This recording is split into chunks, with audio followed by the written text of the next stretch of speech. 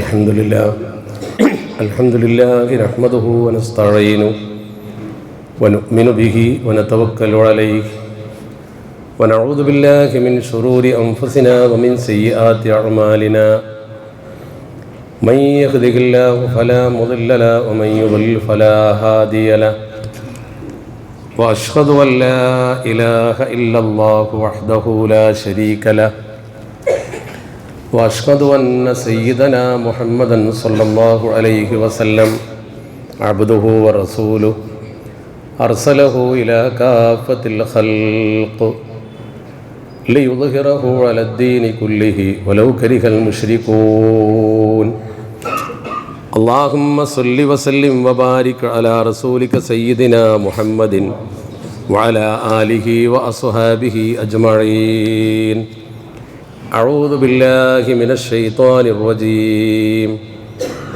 بسم الله الرحمن الرحيم قل هل يستوي الذين يعلمون والذين لا يعلمون صدق الله مولانا العلي العظيم.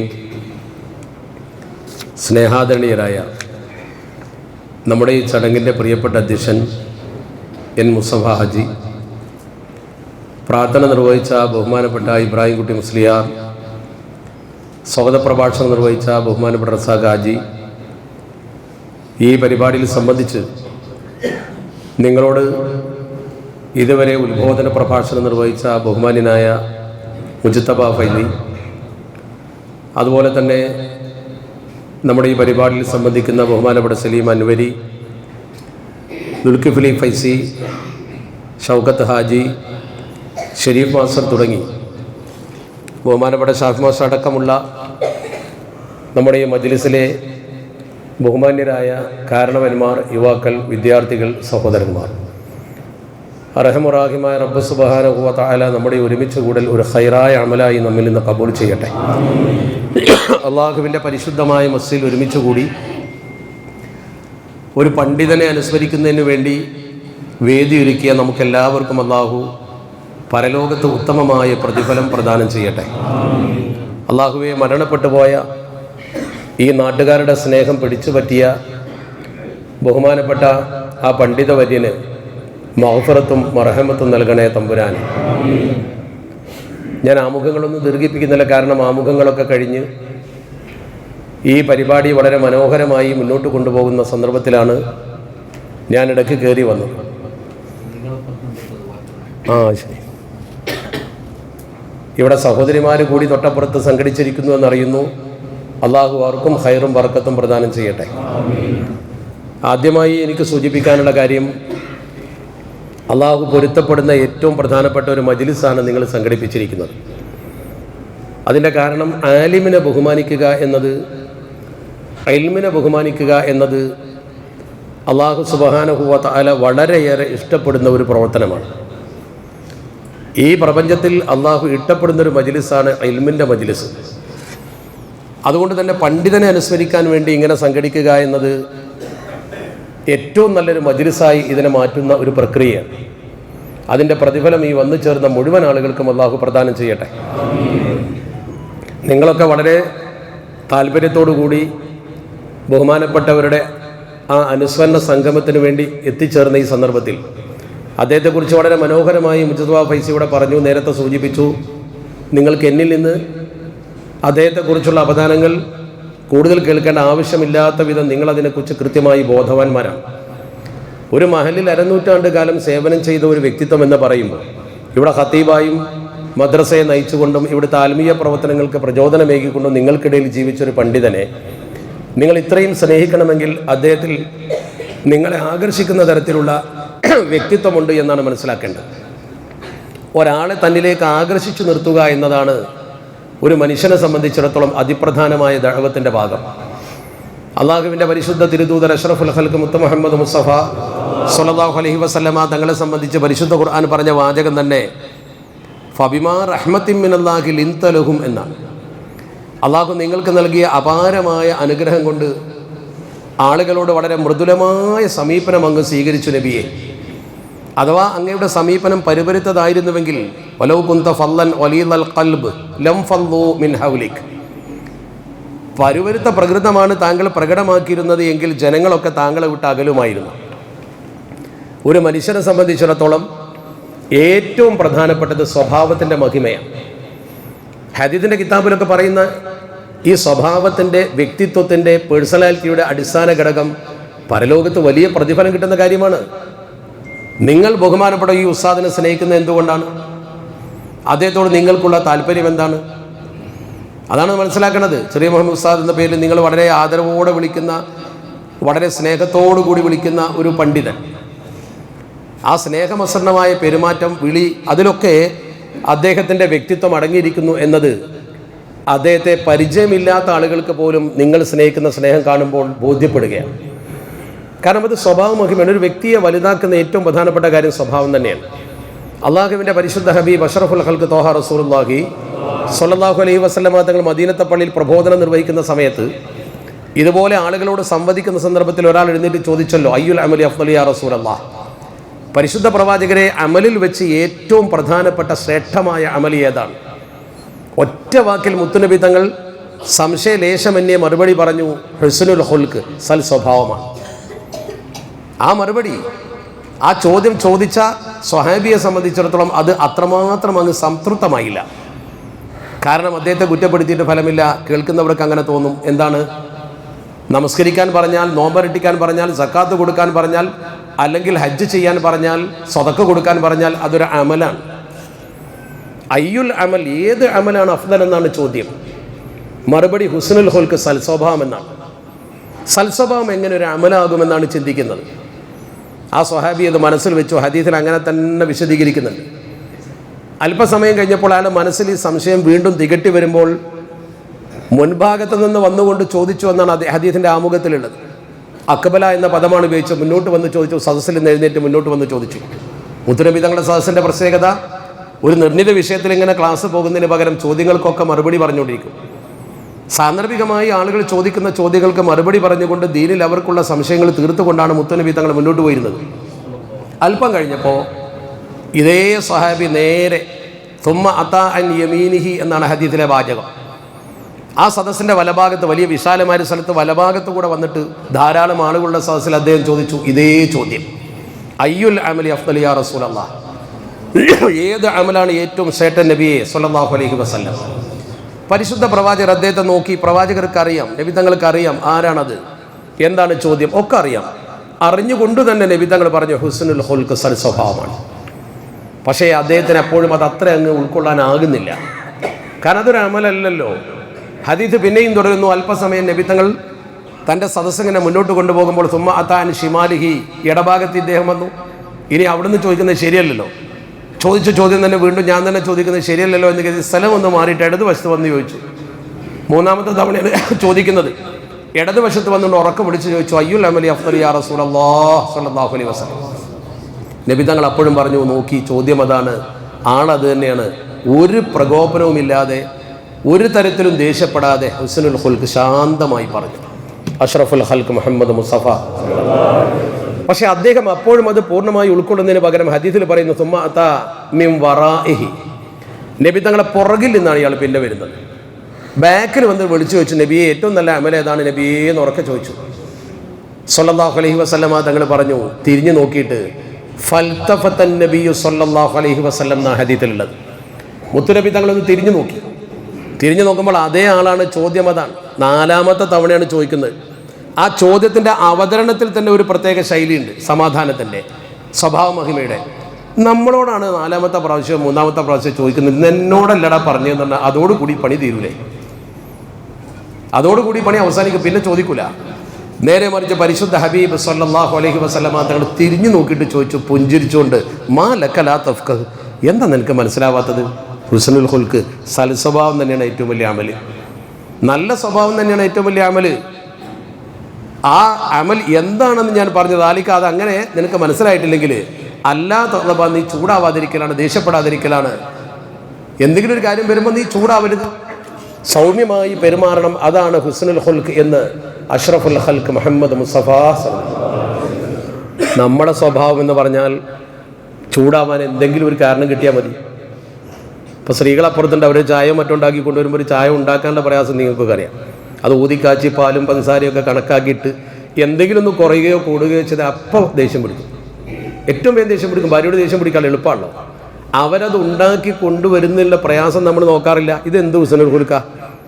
നിങ്ങളൊന്ന് ആലോചിച്ച് നോക്കുക. ചൂടാവുന്ന ആൾക്കാരൊക്കെ ഉണ്ടാവും. ഇനിയിപ്പോൾ അത് കേട്ട് പെണ്ണുങ്ങൾ ഇടങ്ങാറാണ്ട, പൊങ്ങും വേണ്ട. സംഗതി ഇതിന് പ്രയാസം ഉണ്ടെങ്കിലും നിങ്ങൾ ചെയ്യേണ്ട കാര്യം തന്നെയാണ്. പക്ഷേ നമ്മൾ മനസ്സിലാക്കണം, അവിടെയൊക്കെ നമ്മുടെ സ്വഭാവത്തിൻ്റെ മഹിമയൊന്ന് അളന്നു നോക്കും നിങ്ങൾ. അഷ്റഫുൽ ഖൽഖ് സല്ലല്ലാഹു അലൈഹി വസല്ലമ ഒരു വ്യക്തിയുടെ വ്യക്തിത്വത്തെക്കുറിച്ച് നിർവഹിച്ചിരിക്കുന്നത് ആ സ്വഭാവ മഹിമയാണ്. നമ്മൾ എവിടെയെങ്കിലും പോയിട്ടൊരു വ്യക്തിയെ പരിചയപ്പെടുമ്പോൾ അദ്ദേഹത്തിൻ്റെ ആകർഷണീയമായ സ്വഭാവം നമുക്ക് വല്ലാത്തൊരു അടുപ്പം സൃഷ്ടിക്കും. പരിപരുത്ത സ്വഭാവമാണെങ്കിലും നമുക്ക് അയാൾ വെറുക്കും. ഇവിടെ ഒരു പണ്ഡിതനെ നിങ്ങൾ ആദരിക്കുമ്പോൾ ആ പണ്ഡിതൻ പകർന്നു തന്ന മനോഹരമായ ആ സാംസ്കാരികമായ വൈഭവമാണ് അദ്ദേഹത്തിലേക്ക് നിങ്ങൾ അടുപ്പിച്ചിട്ടുള്ളത്. അതോടൊപ്പം ഇൽമ് തന്നെ ഒരു മനുഷ്യന് യഥാർത്ഥ രീതിയിൽ അള്ളാഹു നൽകിയാൽ അതൊരു നൂറാണ്, അതൊരു പ്രകാശമാണ്. നല്ല ആലിമാണെങ്കിൽ അദ്ദേഹത്തിന് ജനങ്ങളെ നല്ല രീതിയിൽ പ്രവാചകന്മാർ ദഅവത്ത് ചെയ്തതുപോലെ ദഅവത്ത് ചെയ്യാനുള്ളൊരു കഴിവ് അള്ളാഹു സുബ്ഹാനഹു വ തആല കൊടുക്കും. അത് ഇസ്ലാമിൻ്റെ ഒരു പ്രത്യേകതയാണ്. മറ്റാർക്കും ഇല്ലാത്ത രീതിയിൽ ജനങ്ങളെ ശരിക്ക് കൈകാര്യം ചെയ്യാൻ അവർക്ക് കഴിയും. പക്ഷേ അത്തരം ആളുകളൊക്കെ കാലഘട്ടത്തിൻ്റെ അന്ത്യം വരുമ്പോൾ നമ്മിൽ നിന്ന് പിരിഞ്ഞു പോകുമെന്നാണ് ഷഫീഉൽ വറ മുഹമ്മദുർ റസൂലുള്ളാഹി സ്വല്ലല്ലാഹു അലൈഹി വസല്ലമ തങ്ങൾ പറയും. ഇന്ന മിൻ അശ്റാത്തി സാഅ, കാലാന്ത്യം വരുന്നുണ്ട് എന്നതിൻ്റെ ലക്ഷണം, ലോകം അവസാനിക്കുന്നു എന്നതിൻ്റെ ലക്ഷണത്തിൽപ്പെട്ട പ്രധാനപ്പെട്ട ഒന്നാണ് ഐ യുർഫഅൽ ഇൽമ്, ഇൽമ് ഉയർത്തപ്പെടുക. ഇൽമ് ഉയർത്തപ്പെടുക എന്ന് പറയുമ്പോൾ അറിവുള്ള ആളുകൾ നമ്മുടെ സമൂഹത്തിൽ ഇല്ലാതെയാവുക, ആലിമീങ്ങൾ ഇങ്ങനെ മരിച്ചു പോവുക, പകരക്കാർ വരാതിരിക്കുക. ഇപ്പം തന്നെ നിങ്ങൾ നോക്കൂ, നമ്മുടെ നാട്ടിൽ എത്രയോ മഹാപണ്ഡിതന്മാർ നമ്മുടെ മുമ്പിൽ നിന്ന് പോയി. എത്രയോ വലിയ വലിയ ആലിമീങ്ങൾ നമ്മളോട് വിട പറഞ്ഞു പോയി. ആ ആലിമീങ്ങൾക്ക് തത്തുല്യരായ ഒരാൾ പിന്നീട് വരുന്നില്ലല്ലോ. ഇപ്പോൾ മഹാനായ ശൈഖുനാ ശംസുലമ പോയി, ചെറുശ്ശേരി ഉസ്താദ് പോയി, കാളമ്പാടി ഉസ്താദ് പോയി. ഇങ്ങനെ ആ ശ്രേണിയെ ശരിക്കും നവർ അല്ലാഹു മറാക്കിദഹും, അവരുടെയൊക്കെ ഖബറുകൾ അല്ലാഹു വിശാലമാക്കി കൊടുക്കട്ടെ. അടുത്ത കാലത്ത് അതുപോലെ ഒരുപാട് ആളുകൾ പോയി. സമസ്ത കേരള ജംഇയ്യത്തുൽ ഉലമയുടെ നേതൃനിരയിലുണ്ടായിരുന്ന പ്രഗത്ഭരായ പല പണ്ഡിതന്മാരും പിരിഞ്ഞു. അതേ സ്ഥാനത്തേക്ക് അതേ യോഗ്യതയുള്ള ആളുകളെ നമുക്ക് പലപ്പോഴും കിട്ടുന്നില്ലല്ലോ. കാരണം ആലിമീങ്ങൾ നഷ്ടപ്പെട്ടു പോയാൽ, ആലിമീങ്ങൾ കുറഞ്ഞു പോയാൽ നമ്മളെ സംബന്ധിച്ചിടത്തോളം നേർവഴിക്കായ ആളുകൾ പോലും തെറ്റായ വഴിയിലേക്ക് പിന്നെ മാറാൻ സാധ്യതയുണ്ട്. ഒരു മനുഷ്യൻ മുഅ്മിനായി ജനിച്ച് കാഫിറായി മരിക്കുക എന്നാൽ ഏറ്റവും വലിയ അപകടമാണ്. അള്ളാഹു നമ്മുടെയൊക്കെ ഈമാൻ സലാമത്താക്കി തരട്ടെ.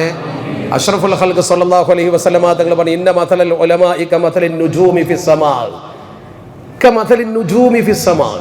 പണ്ഡിതന്മാർ ഭൂമിയിൽ ജീവിക്കുമ്പോൾ നമ്മൾ മനസ്സിലാക്കണം, ആകാശലോകത്തെ നക്ഷത്ര തുല്യരാണ് അവർ. എന്താണ് നക്ഷത്രങ്ങൾ നിർവഹിക്കുന്ന ഡ്യൂട്ടി? നമ്മുടെ നാട്ടിൽ നിന്നൊക്കെ പണ്ട് കാലത്ത് ഹജ്ജിനൊക്കെ പോയിരുന്ന ആളുകൾ എങ്ങനെയാണ് ഹജ്ജിന് പോയിരുന്നത്? ദിശാസൂചി പോലും കൃത്യമായി നിർവഹിക്കപ്പെടാത്ത കാലത്ത് ഇന്നല്ലേ മാപ്പ് വരച്ചുണ്ടാക്കിയത്? ഇസ്ലാമികമായി മാപ്പ് വരച്ച മഹത്തുക്കൾ പൂർവ്വകാലത്തുണ്ടെങ്കിലും അത് പരിചയപ്പെട്ട് വരുന്നതിന് മുമ്പും ജനങ്ങൾ ഹജ്ജിന് പോയിട്ടുണ്ടല്ലോ. അന്നും ജനങ്ങൾ യാത്ര ചെയ്തിട്ടുണ്ടല്ലോ. അവർ കൃത്യമായി സമയം കണക്കാക്കിയിട്ടുണ്ടല്ലോ. അതൊക്കെ സൂര്യൻ്റെ ചലനങ്ങളെ ആസ്പദമാക്കി സമയം നിർണ്ണയിച്ചു. അതുപോലെ തന്നെ നക്ഷത്രങ്ങളെ നോക്കിക്കൊണ്ട് ദിശ നിർണ്ണയിച്ചു. അതാണ് പരിശുദ്ധ പ്രവാചകർ പറയുന്നത്. ഈ പണ്ഡിതന്മാരെന്ന് പറയുന്നത് ആകാശത്തെ നക്ഷത്രങ്ങളെ പോലെയാണെന്ന് മാത്രമല്ല, അവർ യുഹ്തദാ ഫിൽ ഉലമാത്തിൽ ബർരി വൽ ബഹർ, കടലിലും കരയിലും അവർ ശരിക്കും വഴി കാണിക്കുന്നത്, ഇരുട്ടിൽ വഴി കാണിച്ചു തരുന്നത് ലൈറ്റ് ഹൗസ് പോലെ തിളങ്ങി നിൽക്കുന്ന അള്ളാഹുവിൻ്റെ നക്ഷത്രങ്ങളാണ്. കടലിൽ വഴി തെറ്റുന്ന ആളുകൾക്ക് വഴി കാണിച്ചു കൊടുക്കുന്ന നക്ഷത്രങ്ങളെ പോലെയാണ്, അല്ലെങ്കിൽ കരയിൽ വഴി കാണിക്കുന്ന നക്ഷത്രങ്ങളെ പോലെയാണ് ഈ ഭൂമിയിൽ ജീവിക്കുന്ന പണ്ഡിതന്മാർ. എന്നിട്ട് ഫൈദൻ തമസത്തിൻ നുജൂം, ആ നുജൂം അഥവാ ആ നക്ഷത്രങ്ങൾ അസ്തമിച്ചു പോയാൽ, ആ നക്ഷത്രങ്ങൾ ഇല്ലാതെയായി പോയാൽ ഔഷക അന്തദില്ലൽ ഹുദാത്ത്, മോശപ്പെട്ടവർ പഴച്ചു പോകുമെന്നല്ല പറഞ്ഞ്, നേർവഴിക്ക് വന്നവർ പോലും പഴച്ചു പോകുമെന്നാണ്. നേരെ നിൽക്കുന്നവൻ പോലും പഴച്ചു പോകും. നേർവഴി പ്രാപിച്ചതിൻ്റെ ശേഷം പിന്നെ അള്ളാഹുവിൻ്റെ പരിശുദ്ധ ഖുർആൻ പറയുന്നുണ്ടല്ലോ.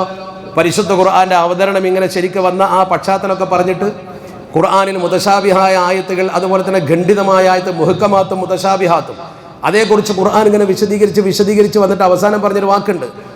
ആളുകളിൽപ്പെട്ട പലരും മനസ്സിൽ വക്രതയുള്ള ആളുകൾ പ്രശ്നമുണ്ടാക്കുന്നതിന് വേണ്ടി ഈ സാദൃശ്യമുള്ള പരസ്പര സാദൃശ്യമുള്ള ആയത്തുകളെ വ്യാഖ്യാനിക്കും പലപ്പോഴും.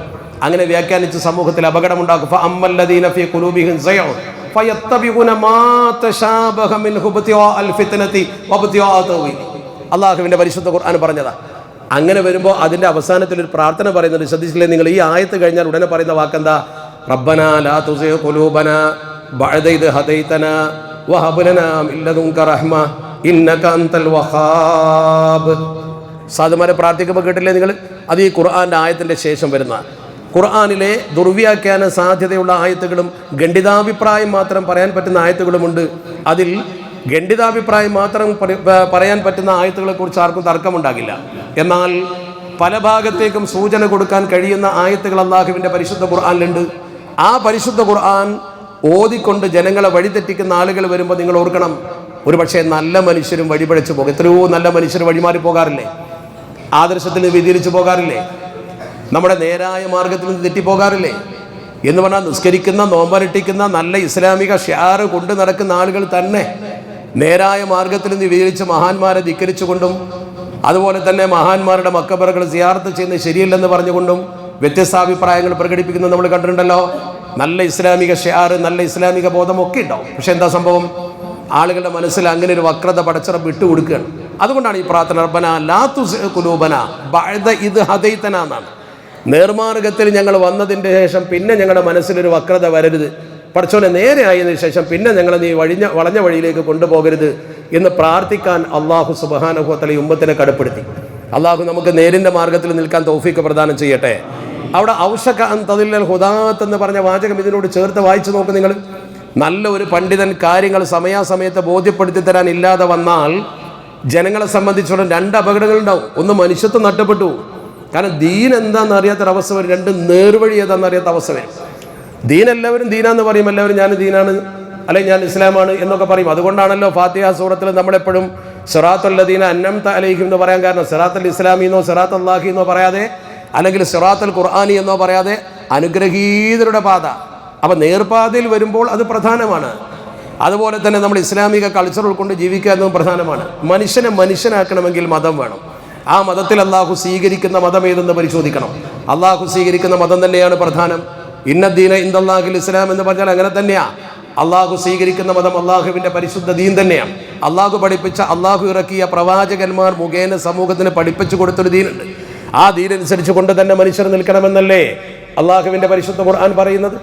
അങ്ങനെ വരുമ്പോഴാണ് നമ്മൾ മനസ്സിലാക്കേണ്ടത്, ഈ പണ്ഡിതന്മാർ ഇല്ല ലൗലൽ ഉലമാ ലസ്വാറൻ നാസു മിസ്ലൽ ബഹായിം അഷ്റഫുൽ ഖൽഖ് മുഹമ്മദ് മുസ്തഫ സ്വല്ലല്ലാഹു അലൈഹി വസല്ലം ഒരു പണ്ഡിതനില്ലാതെ പോയാൽ, ലൗലൽ ഉലമാ പണ്ഡിതനില്ലാതെ പോയാൽ, അലിമീങ്ങളില്ലാതെ പോയാൽ ലസ്വാറൻ നാസു ജനങ്ങളാകുമായിരുന്നു, ജനങ്ങളായിപ്പോകും. മിസ്ലൽ ബഹായിം ഈ മൃഗങ്ങളെ പോലെ ആയിപ്പോകും. മൃഗങ്ങളൊക്കെ പോലെ ആയിപ്പോവുക എന്ന് പറഞ്ഞാൽ മൃഗവും ഒരു ജീവിയാണ്, നമ്മളും ഒരു ജീവിയാണ്. ബയോഗ്രഫി അനുസരിച്ചുകൊണ്ട് നമ്മൾ പഠിച്ചാൽ, അല്ലെ ബയോളജി അനുസരിച്ചുകൊണ്ട് നമ്മൾ പഠിച്ചാൽ, ഒരു മനുഷ്യനെ കൃത്യമായി നമ്മൾ പരിശോധിച്ചാൽ ജീവി മനുഷ്യൻ തന്നെയാണ്. മനുഷ്യജീവിയും മൃഗവും ഒക്കെ ഒരു ജീവിയാണ്. അതിൻ്റെ പ്രകൃതിയും മനുഷ്യൻ്റെ പ്രകൃതിയും രണ്ടാണെങ്കിലും ഇപ്പോൾ ആധുനിക ശാസ്ത്രത്തിൻ്റെ രീതി അനുസരിച്ചുകൊണ്ട് കുരങ്ങിൽ നിന്ന് പരിവർത്തനം ചെയ്തൊരു ജീവി എന്നേ മനുഷ്യന് പറയാൻ പറ്റുള്ളൂ. അങ്ങനെ മനുഷ്യനെ കുറിച്ച് പഠിച്ചാൽ ആധുനിക ലോകം അങ്ങനെയാണ് പറയുന്നത്. പക്ഷേ നമ്മൾ ചിന്തിക്കേണ്ട പ്രധാനപ്പെട്ട ഒരു കാര്യമുണ്ട്. ഈ മൃഗവും മനുഷ്യനും നമ്മുടെ അന്തരം ശരിക്കും മനുഷ്യത്വത്തിലാണ്. ആ മനുഷ്യത്വത്തിൻ്റെ നേർരേഖ സമൂഹത്തിന് പഠിപ്പിക്കുന്ന ആരാ? ആലിമീങ്ങളാണ്. ലൗലൽ ഉലമാ, ആലിമീങ്ങൾ ഇല്ലായിരുന്നുവെങ്കിൽ സ്വാറൻ നാസു മിഥലൽ ബഹായിം എന്ന് പറഞ്ഞുകൊണ്ട് മുത്തുനബി തങ്ങൾ ഈ സമൂഹത്തെ, ഹസൻ റളിയല്ലാഹു തആലയുടെ വാചകമാണത്. നബി സല്ലല്ലാഹു അലൈഹി വസല്ലം തങ്ങളിൽ നിന്ന് കേട്ട് പഠിച്ച ഹസൻ റളിയല്ലാഹു തആല സമൂഹത്തിന് സമർപ്പിച്ച വാചകമാണ്. മഹാനവറുകൾ പറഞ്ഞില്ലേ, അന്നഹും യുഖ്രിജൂനൻ നാസ, ആലിമീങ്ങളാണ് ജനങ്ങളെ നയിക്കുന്നത് മിൻ ഹദ്ദിൽ ബഹീമത്തി ഇലാ ഹദ്ദിൽ ഇൻസാനിയത്തി, മൃഗത്തിൻ്റെ പരിധിയിൽ നിന്ന് മനുഷ്യത്വത്തിൻ്റെ പരിധിയിലേക്ക് മനുഷ്യരെ നയിച്ചു കൊണ്ടുപോകുന്നത് ആലിമീങ്ങളാണ്. അതാണ് ഒരു കവി മനോഹരമായിട്ട് അത് കവിതയാക്കി പറഞ്ഞത്. ആ ആലിമീങ്ങൾ ഇല്ലായിരുന്നുവെങ്കിൽ എന്ത് സംഭവിക്കുമായിരുന്നു? മൃഗങ്ങളാകുമായിരുന്നു മനുഷ്യൻ. അത് കവി വളരെ മനോഹരമായിട്ട് പറഞ്ഞു. ലൗലൽ മുഅല്ലിമു കാനൻ നാസു കുല്ലുഹുമു മിസ്ലൽ ബഹായിമി ലാ ഇൽമുൻ വലാ ദബൂ. വളരെ മനോഹരമായിട്ടാണ് ആ വാക്ക് പറഞ്ഞത്. ലൗലൽ ആലിമ, ആലിമില്ലായിരുന്നുവെങ്കിൽ, ലൗലൽ മുഅല്ലിമു കാനൻ നാസു കുല്ലുഹുമു മിഥലൽ ബഹായിമി ലാ ഇൽമുൻ വലാ അദബു, ഇൽമുമില്ല അദബുമില്ല, മനുഷ്യൻ മൃഗതുല്യനായി പോകും, തനി മൃഗമായി പോകും. ഒരു മനുഷ്യനൊന്നും ചെയ്യാൻ കഴിയില്ല. പിന്നെ അവൻ മനുഷ്യൻ എന്ന് അവൻ മദ്യപിച്ച് വൃത്തികേട് ചെയ്ത് യാതൊരു ധാർമ്മികതയും ഇല്ലാതെ മുന്നോട്ട് പോയാൽ പേഴ്സണാലിറ്റി ഡെവലപ്മെൻറ്റ് ക്ലാസ്സിൽ പോയിട്ട് മനുഷ്യന് പേഴ്സണാലിറ്റി ഒന്നും ഉണ്ടാക്കാൻ കഴിയില്ല.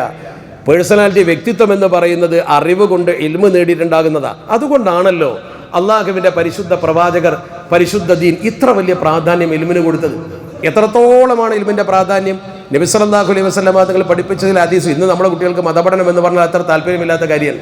ദർസിൽ പഠിക്കുക, അതല്ലെങ്കിൽ ഇസ്ലാമികമായ പാഠം ഉൾക്കൊള്ളുക, അതിനൊക്കെ പുറമെ ജീവിക്കാൻ വേണ്ടി വിദ്യ നേടുക എന്നൊരു തലത്തിലേക്ക് നമ്മൾ നീങ്ങിയപ്പോഴാണ് നമ്മുടെ പഴയകാല സംസ്കാരവും നമ്മുടെ ഇസ്ലാമികമായ ആ രീതിശാസ്ത്രമൊക്കെ നമ്മുടെ കയ്യിൽ നിന്ന് പോയത്. രക്ഷിതാക്കളൊക്കെ ഒന്ന് മനസ്സിലാക്കേണ്ട കാര്യമാണ്. ഇന്ന് നമ്മുടെ കുട്ടികളുടെ അവസ്ഥ നോക്കും നിങ്ങൾ. ഏത് ക്രിമിനൽ കേസാണ്ടെങ്കിൽ നമ്മുടെ കുട്ടികൾ അതിലുണ്ട്, ഏത് വൃത്തികേടുണ്ടെങ്കിൽ നമ്മുടെ ആളുകൾ അതിലുണ്ട്. ശണ്ട കൂടുമ്പോഴും പ്രശ്നമുണ്ടാക്കുമ്പോഴും കുഴപ്പമുണ്ടാക്കുമ്പോഴും ഒക്കെ പ്രമാദമായ പല കേസുകളിലും പത്രത്തിൽ വാർത്ത വരുമ്പോൾ നമ്മുടെ ആളുകളുടെ പങ്ക് അതിൽ വളരെ പ്രധാനമാണ്. എന്താണ് അങ്ങനെ? 10,000-ൽ പരം മദ്രസകൾ നമ്മൾ നടത്തുന്നുണ്ട്. നിങ്ങൾ ആലോചിച്ച് നോക്ക്. സമസ്ത കേരള ജംഇയ്യത്തുൽ ഉലമ മാത്രം 10,600-ൽ പരം മദ്രസകൾ നടത്തുന്നുണ്ട്. മറ്റു സംഘടനകളും ഇവിടെ മദ്രസകൾ നടത്തുന്നുണ്ട്, ഉത്ബോധനങ്ങൾ നടക്കുന്നുണ്ട്. അതുപോലെ തന്നെ ധാരാളം ആത്മീയ മജ്ലിസുകൾ ഇവിടെ നടക്കുന്നുണ്ട്. അറബി കോളേജുകളുണ്ട്, ഒരുപാട് പള്ളി ദർസുകളുണ്ട്, എല്ലാം ഉണ്ട്. എല്ലാം ഉണ്ടായിട്ടും ഈ തലമുറയ്ക്ക് ഇത്രമാത്രം ദീനീ ബോധം കിട്ടിയിട്ടും എന്തുകൊണ്ട് നമ്മുടെ തലമുറ ഇങ്ങനെയാവുന്നു? അതിൻ്റെ കാരണം ഇതൊക്കെ ലഭിക്കുന്നത് സമൂഹത്തിൽ ചെറിയ ശതമാനത്തിനാണ്. ബാക്കി ബഹുഭൂരിപക്ഷവും കേവല ഭൗതിക വിദ്യയിൽ മാത്രം ഒതുങ്ങി നിൽക്കുകയാണ്. അവർക്കിതിൻ്റെ പ്രാധാന്യത എന്തുകൊണ്ടോ മനസ്സിലാവുന്നില്ല. ഇസ്ലാം ഒരിക്കലും ഭൗതിക വിദ്യക്കെതിരല്ല. ഇസ്ലാം ഒരിക്കലും ഭൗതിക വിദ്യാഭ്യാസം വേണ്ടെന്ന് പറഞ്ഞിട്ടില്ല. നമ്മൾ ഏത് ഭൗതിക വിദ്യാഭ്യാസം നേടുമ്പോഴും മതത്തെ കൈയൊടിച്ചുകൊണ്ട് നേടരുത് എന്നേ പറഞ്ഞിട്ടുള്ളൂ. രണ്ട് വിദ്യാഭ്യാസവും ഒരുമിച്ച് നമ്മുടെ കുട്ടികൾക്ക് കൊടുക്കാൻ നമുക്ക് കഴിയണം. നമ്മുടെ കുട്ടികളെ ഇന്ന് നമ്മൾ ശ്രദ്ധിക്കേണ്ട പ്രധാനപ്പെട്ട കാര്യം, അവർക്ക് ഇൽമു കൊടുക്കേണ്ട സമയത്ത് കൊടുത്തില്ലെങ്കിൽ ആ വളർച്ചയെത്തുന്ന പ്രായത്തിൽ നമുക്കൊന്നും ചെയ്യാൻ കഴിയില്ല. നമ്മുടെ കയ്യിൽ നിന്ന് കുട്ടികൾ പോകും. എത്രത്തോളമാണ് ഇൽമിന് ഇസ്ലാം പ്രാധാന്യം കൽപ്പിക്കുന്നത് എന്ന് ഹദീസിന്റെ കിതാബിൽ നോക്കിയാൽ കാണാം. അഷ്റഫുൽ ഖൽഖ് സല്ലല്ലാഹു അലൈഹി വസല്ലം തങ്ങൾ കൃത്യമായി പറഞ്ഞ ഒരു സംഭവം. സുഇല റസൂലുള്ളാഹി സല്ലല്ലാഹു അലൈഹി വസല്ലം, അള്ളാഹുവിൻ്റെ പരിശുദ്ധ പ്രവാചകരോട് ചോദിക്കപ്പെട്ടു. നബി തങ്ങളോട് വന്നിട്ട് ചോദിക്കാം, മുത്തുനബി തങ്ങളോട് വന്നിട്ട് ചോദിക്കുന്നു. എന്താണ്? ആ നബി തങ്ങൾ മറുപടി പറഞ്ഞത് എന്താണ്? ഇത് രണ്ടും നമുക്ക് കൃത്യമായി വിലയിരുത്തിയാൽ ചോദ്യത്തിൽ നിന്നും മറുപടിയിൽ നിന്നും നമുക്ക് കിട്ടുന്ന ഒരു വലിയ സന്ദേശമുണ്ട്. അള്ളാഹുവിൻ്റെ തിരുത്തുത് സുഇല റസൂലുള്ളാഹി സ്വല്ലല്ലാഹു അലൈഹി വസല്ലം അൻ റജുലൈൻ, രണ്ട് ആളുകളെ കുറിച്ച് അള്ളാഹുവിൻ്റെ പരിശുദ്ധ പ്രവാചകരോട് ചോദിക്കപ്പെട്ടു. നബി തങ്ങളോട് വന്ന് ചോദിച്ചു, രണ്ടാളുകൾ ആരാണ്? കാനാ ഫീ ബനി ഇസ്രായീല, ബനു ഇസ്രയേലിൽ ജീവിച്ചിരുന്ന രണ്ടാളുകളെ കുറിച്ച് അള്ളാഹുവിൻ്റെ പരിശുദ്ധ പ്രവാചകരുടെ മുമ്പിൽ വന്ന് ചോദിച്ചു. ആ രണ്ട് പേരെ കുറിച്ച് നബി തങ്ങളോട് വിവരിച്ചു കൊടുത്തു. എന്താണ് പ്രത്യേകത? അഹദുഹുമാ കാന അലിമ, ഒരാൾ നല്ല പണ്ഡിതനായിരുന്നു, ഒരാൾ നല്ല അലിമായിരുന്നു. നമ്മളിവിടെ അനുസ്മരിക്കുന്നത് ഒരു പണ്ഡിതനായതുകൊണ്ടാണ് ഞാൻ ഈ വിഷയം പറയുന്നത്. ഒരാൾ നല്ല വിവരമുള്ള ആളായിരുന്നു. അതേസമയത്ത് യുസല്ലിൽ മക്തൂബത, അയാൾ ഫർദ് നമസ്കാരങ്ങളൊക്കെ ക്രമപ്രകാരം നിസ്കരിക്കും. സുമ്മ യജ്ലിസു വയതഅല്ലമു അന്നാസൽ ഖൈർ, പിന്നെ അയാൾ ജനങ്ങൾക്ക് ഇൽമു പകർന്നു കൊടുക്കും.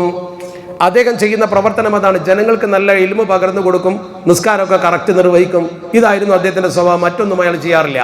എന്ന് പറഞ്ഞാൽ അദ്ദേഹത്തിൻ്റെ പ്രകൃതിയെക്കുറിച്ചുള്ള ഒരു ലഘു വിവരണം അവിടെ വെച്ചു. വല്ലാഹറു, രണ്ടാമത്തെ ആളോ യസൂമുന്നഹാർ, പകല് മുഴുവൻ നോമ്പ് നോൽക്കും. പകല് മുഴുവൻ നോമ്പ് നോൽക്കും. ആരാധനയിൽ നേരത്തെ പറഞ്ഞ ആലിമിനേക്കാൾ വളരെ മുമ്പിലാണ്. ആലിമ് പകല് മുഴുവൻ നോമ്പ് നോൽക്കുന്നില്ല. മാത്രമല്ല വയഖൂമുല്ലൈൽ, രാത്രി മുഴുവൻ അയാൾ സുന്നത്തുകൾ നിസ്കരിക്കും. ഫർദ് നിസ്കാരത്തിൻ്റെ പുറമെ സുന്നത്തുകളൊക്കെ നിസ്കരിക്കും. രാത്രി മുഴുവൻ നിസ്കരിക്കാൻ, തഹജ്ജുദ് നിസ്കരിക്കാൻ, അനുബന്ധ നിസ്കാരങ്ങളെല്ലാം. അപ്പോൾ അദ്ദേഹത്തിന് ഇബാദത്ത് വളരെ കൂടുതലാണ്. നോക്ക് നിങ്ങൾ, പകല് മുഴുവൻ നോമ്പ്, രാത്രി മുഴുവൻ നിസ്കാരം.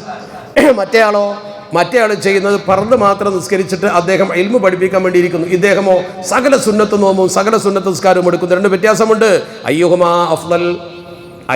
അഫ്ദൽ, ആരാണ് നബിയെ ഇവരിൽ രണ്ടുപേരിൽ ഏറ്റവും ശ്രേഷ്ഠൻ? ആരാണ് ഇവരിൽ രണ്ടുപേരിൽ ശ്രേഷ്ഠൻ എന്ന് ചോദിക്കപ്പെട്ടു.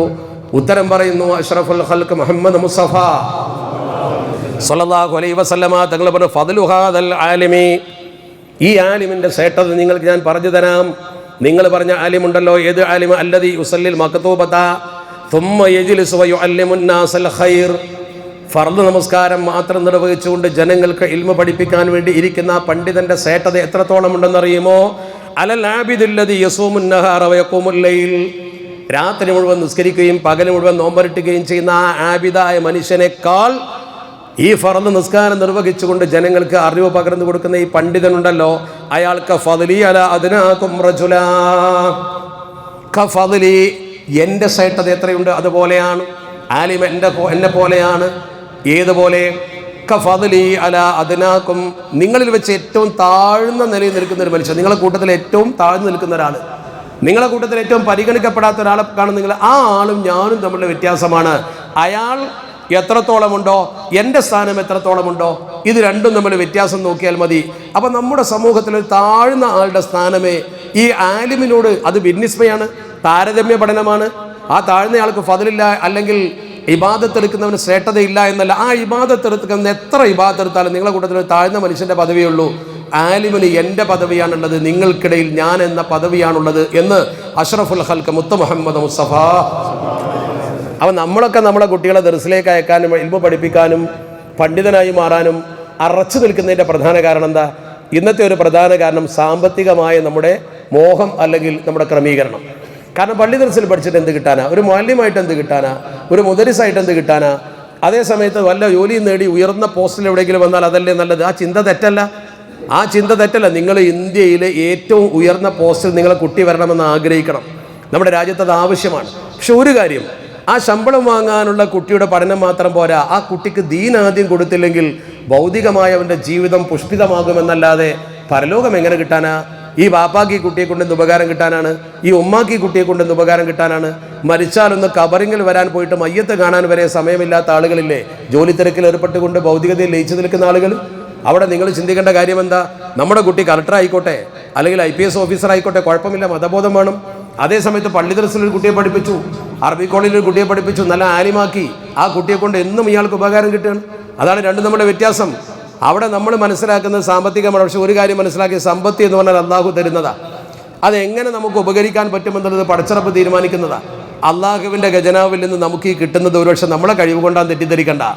കാരണം അഷ്റഫുൽ ഖൽഖ് ത്വാഹ റസൂലുള്ളാഹി അവിടുത്തെ ജീവിതത്തിൽ ഒരുപാട് അനുഭവങ്ങളും അവിടുത്തെ ഉപദേശത്തിൽ ഒരുപാട് പാഠങ്ങളുമില്ലേ? മുത്തുനബി തങ്ങളടുത്ത് ഒരാൾ വന്നിട്ട് പറഞ്ഞു, അനസ് റളിയല്ലാഹു തആല ഉദ്ധരിക്കുന്ന ഒരു ഹദീസുണ്ട്, കാന അഖവാനി അലാ അഹദി റസൂലില്ലാഹി സ്വല്ലല്ലാഹു അലൈഹി വസല്ലം. അള്ളാഹുവിൻ്റെ പരിശുദ്ധ തിരുദൂതരുടെ കാലത്ത് 2 സഹോദരന്മാർ, ജേട്ടനും അനുജനും. ഒരു ജേട്ടനും ഒരു അനുജനും 2 പേര്. ആ 2 പേരെ കുറിച്ച് പറയുന്നു, വക്കാന അഹദുഹുമാ യഅ്തിൻ നബിയ. ഒരാൾ എന്നും നബി സദസ്സിൽ വരും, പ്രവാചക സദസ്സിൽ വന്നിട്ട് ഇൽമു പഠിക്കാൻ വേണ്ടി നബി തങ്ങളെ കൂടെ ഇരിക്കും. ഇയാൾക്ക് പണി എന്താ? ദർസിൽ വരിക, പരിശുദ്ധ പ്രവാചകരുടെ ദർസിൽ വന്നിട്ട് ഇൽമു പഠിക്കുക, റസൂലുള്ളാഹിന്റെ കൂടെ കൂടുക, അറിവ് നേടുക. വേറെ പണിയൊന്നും അയാൾക്കില്ല, ഒരു പണിക്കും പോകില്ല. ഇയാൾ ഇങ്ങനെ ഇരിക്കുക. വല്ലാഹറു, രണ്ടാമത്തെ സഹോദരനോ അടുത്തയാളോ യഹ്തരിഫു, അവൻ പണിക്ക് പോകും, ജോലിക്ക് പോകും. അവൻ ശരിക്ക് ജോലിക്ക് പോയി ജോലി ചെയ്ത് പൈസ ഉണ്ടാക്കി വീടും കുടുംബം പെടുത്താം. ഇവനാണെങ്കിലോ ഒരു പണിക്കും പോകാതെ പള്ളി ദിവസം പോയിരിക്കുക, പരിശുദ്ധ പ്രവാചകരുടെ മജ്ലിസിൽ പോയിരിക്കുക. അപ്പോൾ സ്വാഭാവികമായും ഒരാൾ ജോലിക്ക് പോവുക, മറ്റയാൾ ദർസിൽ പോവുക എന്നായപ്പോൾ ഫശക്കൽ മുഹ്തരിഫു, ഈ ജോലിക്ക് പോകുന്ന ആൾ നബി തങ്ങളോട് പരാതിപ്പെട്ടു, നബി ഞാനിങ്ങനെ പണിക്ക് പോയി വീട് പുലർത്തുകയാണ്, ഞാൻ അതിനു വേണ്ടി കുറേ കഷ്ടപ്പെടുകയാണ്, പക്ഷേ എന്ത് ചെയ്യാനാ? എന്നെ സംബന്ധിച്ചിടത്തോളം ഞാൻ ചെയ്യുമ്പോൾ അവൻ വെറുതെ ഇങ്ങനെ വന്നിരിക്കല്ലേ പള്ളിയിൽ നിങ്ങളടുത്ത് ഒരു പണി എടുക്കുന്നില്ലല്ലോ, ഞാൻ മാത്രം ഇങ്ങനെ പണിയെടുത്താൽ എങ്ങനെ? അത് വീട്ടിലുണ്ടാവുന്നതാ. ആ സമയത്ത് ഫശക്കൽ മുഹ്തരിഫു അഹാഹുൻ നബിയ, തൻ്റെ സഹോദരനെ കുറിച്ച് നബി തങ്ങളോട് പരാതിപ്പെട്ടു. ആ സമയത്ത് അള്ളാഹുവിൻ്റെ തിരുദൂതർ കാല മുത്തുനബി സ്വല്ലല്ലാഹു അലൈഹി വസല്ലം പറഞ്ഞു, ലഅല്ലക തുർസഖു ബിഹി. ഒരു വല്ലാത്ത വാക്കാ, അതൊരു വല്ലാത്ത വാക്കാ.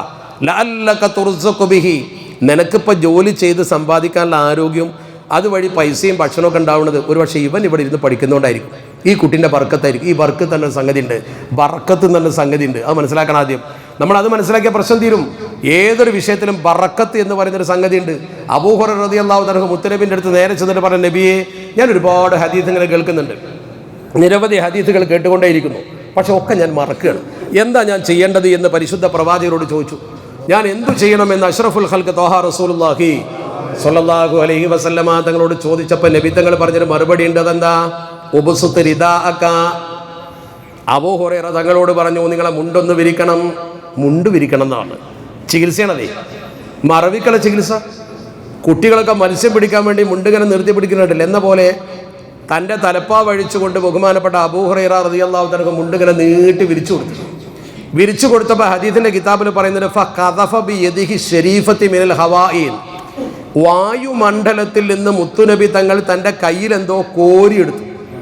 എന്നിട്ട് അത് ആ മുണ്ടിലേക്ക് അങ്ങ് ഇട്ട് കൊടുത്തത് സ്വഹാബത്ത് കണ്ടു. എന്താണ് കോരിയതെന്ന് കണ്ടിട്ടില്ല, വായുവാണ്. വായുമണ്ഡലത്തിൽ എന്തോ ഇങ്ങനെ കോരിയിട്ട് കൈ ആ മുണ്ടിലേക്ക് ഇട്ട് കൊടുത്തു. എന്നിട്ട് പറഞ്ഞു കൂട്ടിപ്പിടിച്ചോളൂ എന്ന് പറഞ്ഞു. കൂട്ടിപ്പിടിച്ചോളൂ.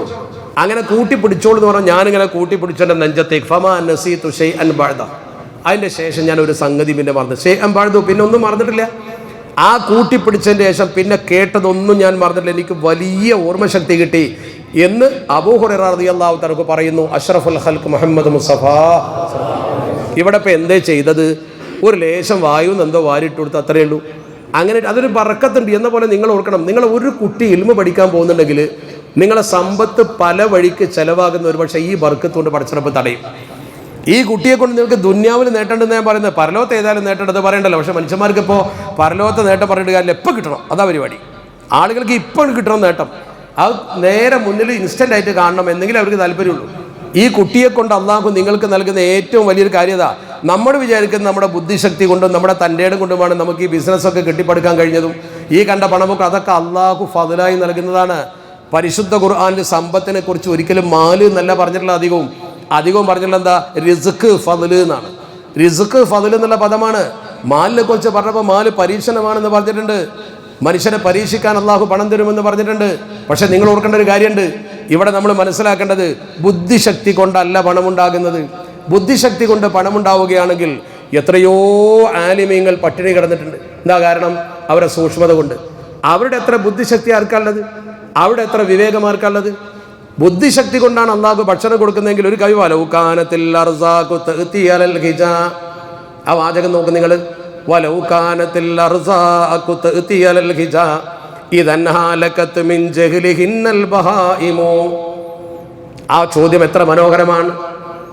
വലൗകാനത്തിൽ അർസാഖു തഅതി അലൽ ഹിജാ, ബുദ്ധിശക്തി കൊണ്ടാണ് അള്ളാഹു സുബ്ഹാനഹു വ തആല ഭക്ഷണം നൽകുന്നതെങ്കിൽ, റിസ്ക് പടച്ചറബ് നൽകുന്നത് ഒരാളുടെ ബുദ്ധിശക്തിയുടെ മേലാണെങ്കിൽ, ഇദൻഹാലകത് മിൻ ജഹ്ലിഹിന്നൽ ബഹായിമു, അങ്ങനെയാണെങ്കിൽ മൃഗങ്ങൾ, വിവരമില്ലായ്മ കൊണ്ട് മൃഗങ്ങൾ പട്ടിണി കിടന്ന് ചത്തുപോകുമായിരുന്നു. വിവരമില്ലാത്ത മൃഗത്തിന് ആരാ ഭക്ഷണം കൊടുക്കുന്നത്? വിവരമില്ലാത്തത് കൊണ്ട് മൃഗത്തിന് എങ്ങനെ ഭക്ഷണം കിട്ടിയത്? പശുവിനും പോത്തിനും ഒക്കെ ഭക്ഷണം കിട്ടുന്നുണ്ടല്ലോ. എന്ത് വിവരം അതിനുള്ളത്? അതിൻ്റെതായ ഒരു വിവരമുണ്ടെന്നല്ലാതെ നമ്മൾ പറയുന്ന അക്കലൊന്നുമില്ലല്ലോ. അവക്കും ഭക്ഷണം വന്ന കൂടെ. അപ്പൊ അള്ളാഹു ഔദാര്യമായി ഭൂമിയിൽ മനുഷ്യന് കൊടുക്കുന്ന റിസ്ക്കാണത്. അത് നമുക്ക് വന്നു തരുന്നുണ്ട്. അള്ളാഹു നമ്മുടെ ഭൂമിയിലേക്ക് അയച്ചപ്പോൾ പറഞ്ഞിട്ടുണ്ട്, ഒമാമിൻ ദാബത്തിൻ ഫിൽ അർദി ഇല്ലാ അലല്ലാഹി റിസ്ഖുഹാ എന്ന്. പക്ഷേ അത് കിട്ടുമെന്ന് കരുതി കയ്യും കെട്ടി നോക്കി നിൽക്കാനല്ല പറഞ്ഞിട്ടുള്ളത്. നിങ്ങൾ ജോലി ചെയ്യണം, പരിശ്രമിക്കണം. ഇന്നല്ലാഹ യുഹിബ്ബുൽ മുഅ്മിനൽ മുഹ്തരിഫ എന്നൊക്കെ ഹദീസുണ്ട്. പരിശ്രമിക്കുന്ന, പണിയെടുക്കുന്ന മുഅ്മിൻ അള്ളാഹുവിന് ഇഷ്ടമാണ്. അപ്പം നമ്മൾ അധ്വാനിക്കണം, നമ്മുടെ കഴിവിനനുസരിച്ച്. അധ്വാനത്തിലൂടെ നമുക്ക് കിട്ടുന്ന മൂല്യം നമ്മുടെ കഴിവുകൊണ്ടാണെന്ന് മനസ്സിലാക്കണ്ട. അത് അള്ളാഹുവിൻ്റെ റിസ്ക്കാണ്, അള്ളാഹുവിൻ്റെ ഫദ്ലാണ്. ആ വിശ്വാസം നഷ്ടപ്പെടാൻ പാടില്ല. അപ്പോൾ നമുക്കിപ്പോൾ മതപഠനത്തിനൊരു കുട്ടി പോകുമ്പോൾ അതിൽ വലിയ കാര്യമൊന്നുമില്ല എന്ന് നമ്മൾ മനസ്സിലാക്കുകയാണ്. എന്നാൽ അള്ളാഹുവിൻ്റെ ദീൻ നമ്മളോട് പറഞ്ഞതോ, ദീന് നശിക്കും, അതുകൊണ്ട് നിങ്ങൾ അലൈക്കും ബിൽ ഇൽമി ഖബ്ല അൻ യുഖ്ബല, ഇൽമ് പറ്റേ ഇവിടുന്ന് എടുത്തു നീക്കപ്പെടുന്നതിൻ്റെ മുമ്പ് നിങ്ങൾ ഇൽമ് പഠിക്കണേ.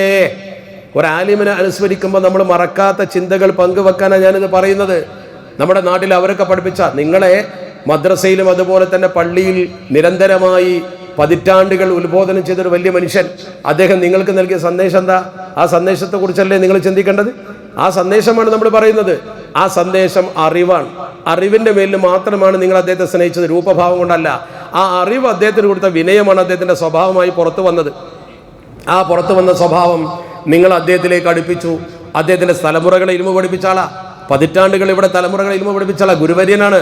ആ ഗുരുനാഥനെ അനുസ്മരിക്കാനാണ് ശിഷ്യന്മാരിങ്ങനെ വന്നിരിക്കുന്നത്. ആ ഗുരു ശിഷ്യ ബന്ധം അത് ഇസ്ലാമിലെ ഏറ്റവും പ്രധാനപ്പെട്ട കാര്യമാണ്. ഗുരുവിൻ്റെ, അതിനാണ് ഗുരുത്വം എന്ന് പറയുന്നത്. ഗുരു എന്ന് പറഞ്ഞാൽ ആരാന്നറിയോ? ഗു ശബ്ദം അന്ധകാരം താൻ, രു ശബ്ദം തന്നിരോധകെന്ന സംസ്കൃതത്തിൽ നിന്നുണ്ടായ പദാണത്. ഗു ശബ്ദം അന്ധകാരം താൻ. ഗു എന്ന് പറഞ്ഞതിൻ്റെ അർത്ഥം ഇരുട്ടുന്ന. ഗു എന്ന് പറഞ്ഞാൽ ഇരുട്ടുന്ന. അതേസമയത്തോ അതിനെ നിരോധിക്കുന്ന, ഇരുട്ടിനെ നിരോധിച്ചുകൊണ്ട്, തിരോധാനം ചെയ്യിച്ചുകൊണ്ട് പ്രകാശം മനസ്സിലേക്ക് ഇട്ടുതരുന്ന ശിഷ്യന്റെ മനസ്സിലെ അറിവില്ലായ്മയാകുന്ന ഇരുട്ടിനെ നീക്കി ആ ഇരുട്ടിന്റെ സ്ഥാനത്ത് പ്രകാശം പരത്തുന്നവനാണ് ഗുരുനാഥൻ. അതാണ് തന്നിരോധനം. രുശബ്ദം തന്നിരോധകം. നിന്റെ മനസ്സിന്റെ ഇരുട്ടിനെ രോധിക്കുന്നയാളാണ് നിന്റെ ഗുരുനാഥൻ. അതാണ് ഗുരു. ആ ഗുരുവാണ് ശരിക്ക് അഖ്രിജ ഖൗമക മിനൽ ളുലുമാതി ഇലൻ നൂർ എന്ന് ഖുർആൻ പറഞ്ഞില്ലേ? ആ ഖുർആൻ പറഞ്ഞ വാചകം, അന്ധകാരത്തിൽ നിന്ന് പ്രകാശത്തിലേക്ക് അവരെ നീ നയിക്കുക എന്ന് പ്രവാചകരോട് പറഞ്ഞില്ലേ? മൂസ നബി അലൈഹി സ്വലാത്തു വസ്സലാമിന്റെ ചരിത്രം നോക്ക് നിങ്ങൾ. അതുപോലെ പ്രവാചക ചരിത്രങ്ങളൊക്കെ നോക്ക്. ഇരുട്ടിൽ തപ്പുന്ന ജനതയെ നന്മയിലേക്ക് കൈപിടിച്ചു കൊണ്ടുവന്നവരാണ് പ്രവാചകന്മാർ. ആ ദൗത്യം ഏറ്റെടുത്തവരാണ് ആലിമീങ്ങൾ. ആ ആലിമീങ്ങളാണ് നമ്മുടെ മനസ്സിന് ഈ പ്രഭ തന്നത്. അവരെ സ്മരിക്കുമ്പോഴോ ആ പ്രഭ നമ്മുടെ മനസ്സിലൊന്നുകൂടി ജ്വലിക്കും. അവിടെയാണ് നമ്മൾ ചിന്തിക്കേണ്ടത്. ഭൗതിക തൽപരതയാണ് ഇന്ന് ആളുകളെ വല്ലാതെ ബുദ്ധിമുട്ടിക്കുന്നത്. നമ്മളൊക്കെ, ഞാൻ ഭൗതികത കെട്ടിപ്പൊക്കരുത് എന്നോ പണമുണ്ടാക്കരുത് എന്നോ ഒന്നും പറയുന്നില്ല. അധ്വാനിക്കാനും പണമുണ്ടാക്കാനും ഏറെ നിർദ്ദേശം നൽകിയൊരു മതമാണ് പരിശുദ്ധ ദീനുൽ ഇസ്ലാം. നമുക്ക് പണമുണ്ടാകുന്നതിന് ഇസ്ലാം എതിരല്ല, സാമ്പത്തികമായി നേട്ടമുണ്ടാകുന്നതിന് ഇസ്ലാം എതിരല്ല.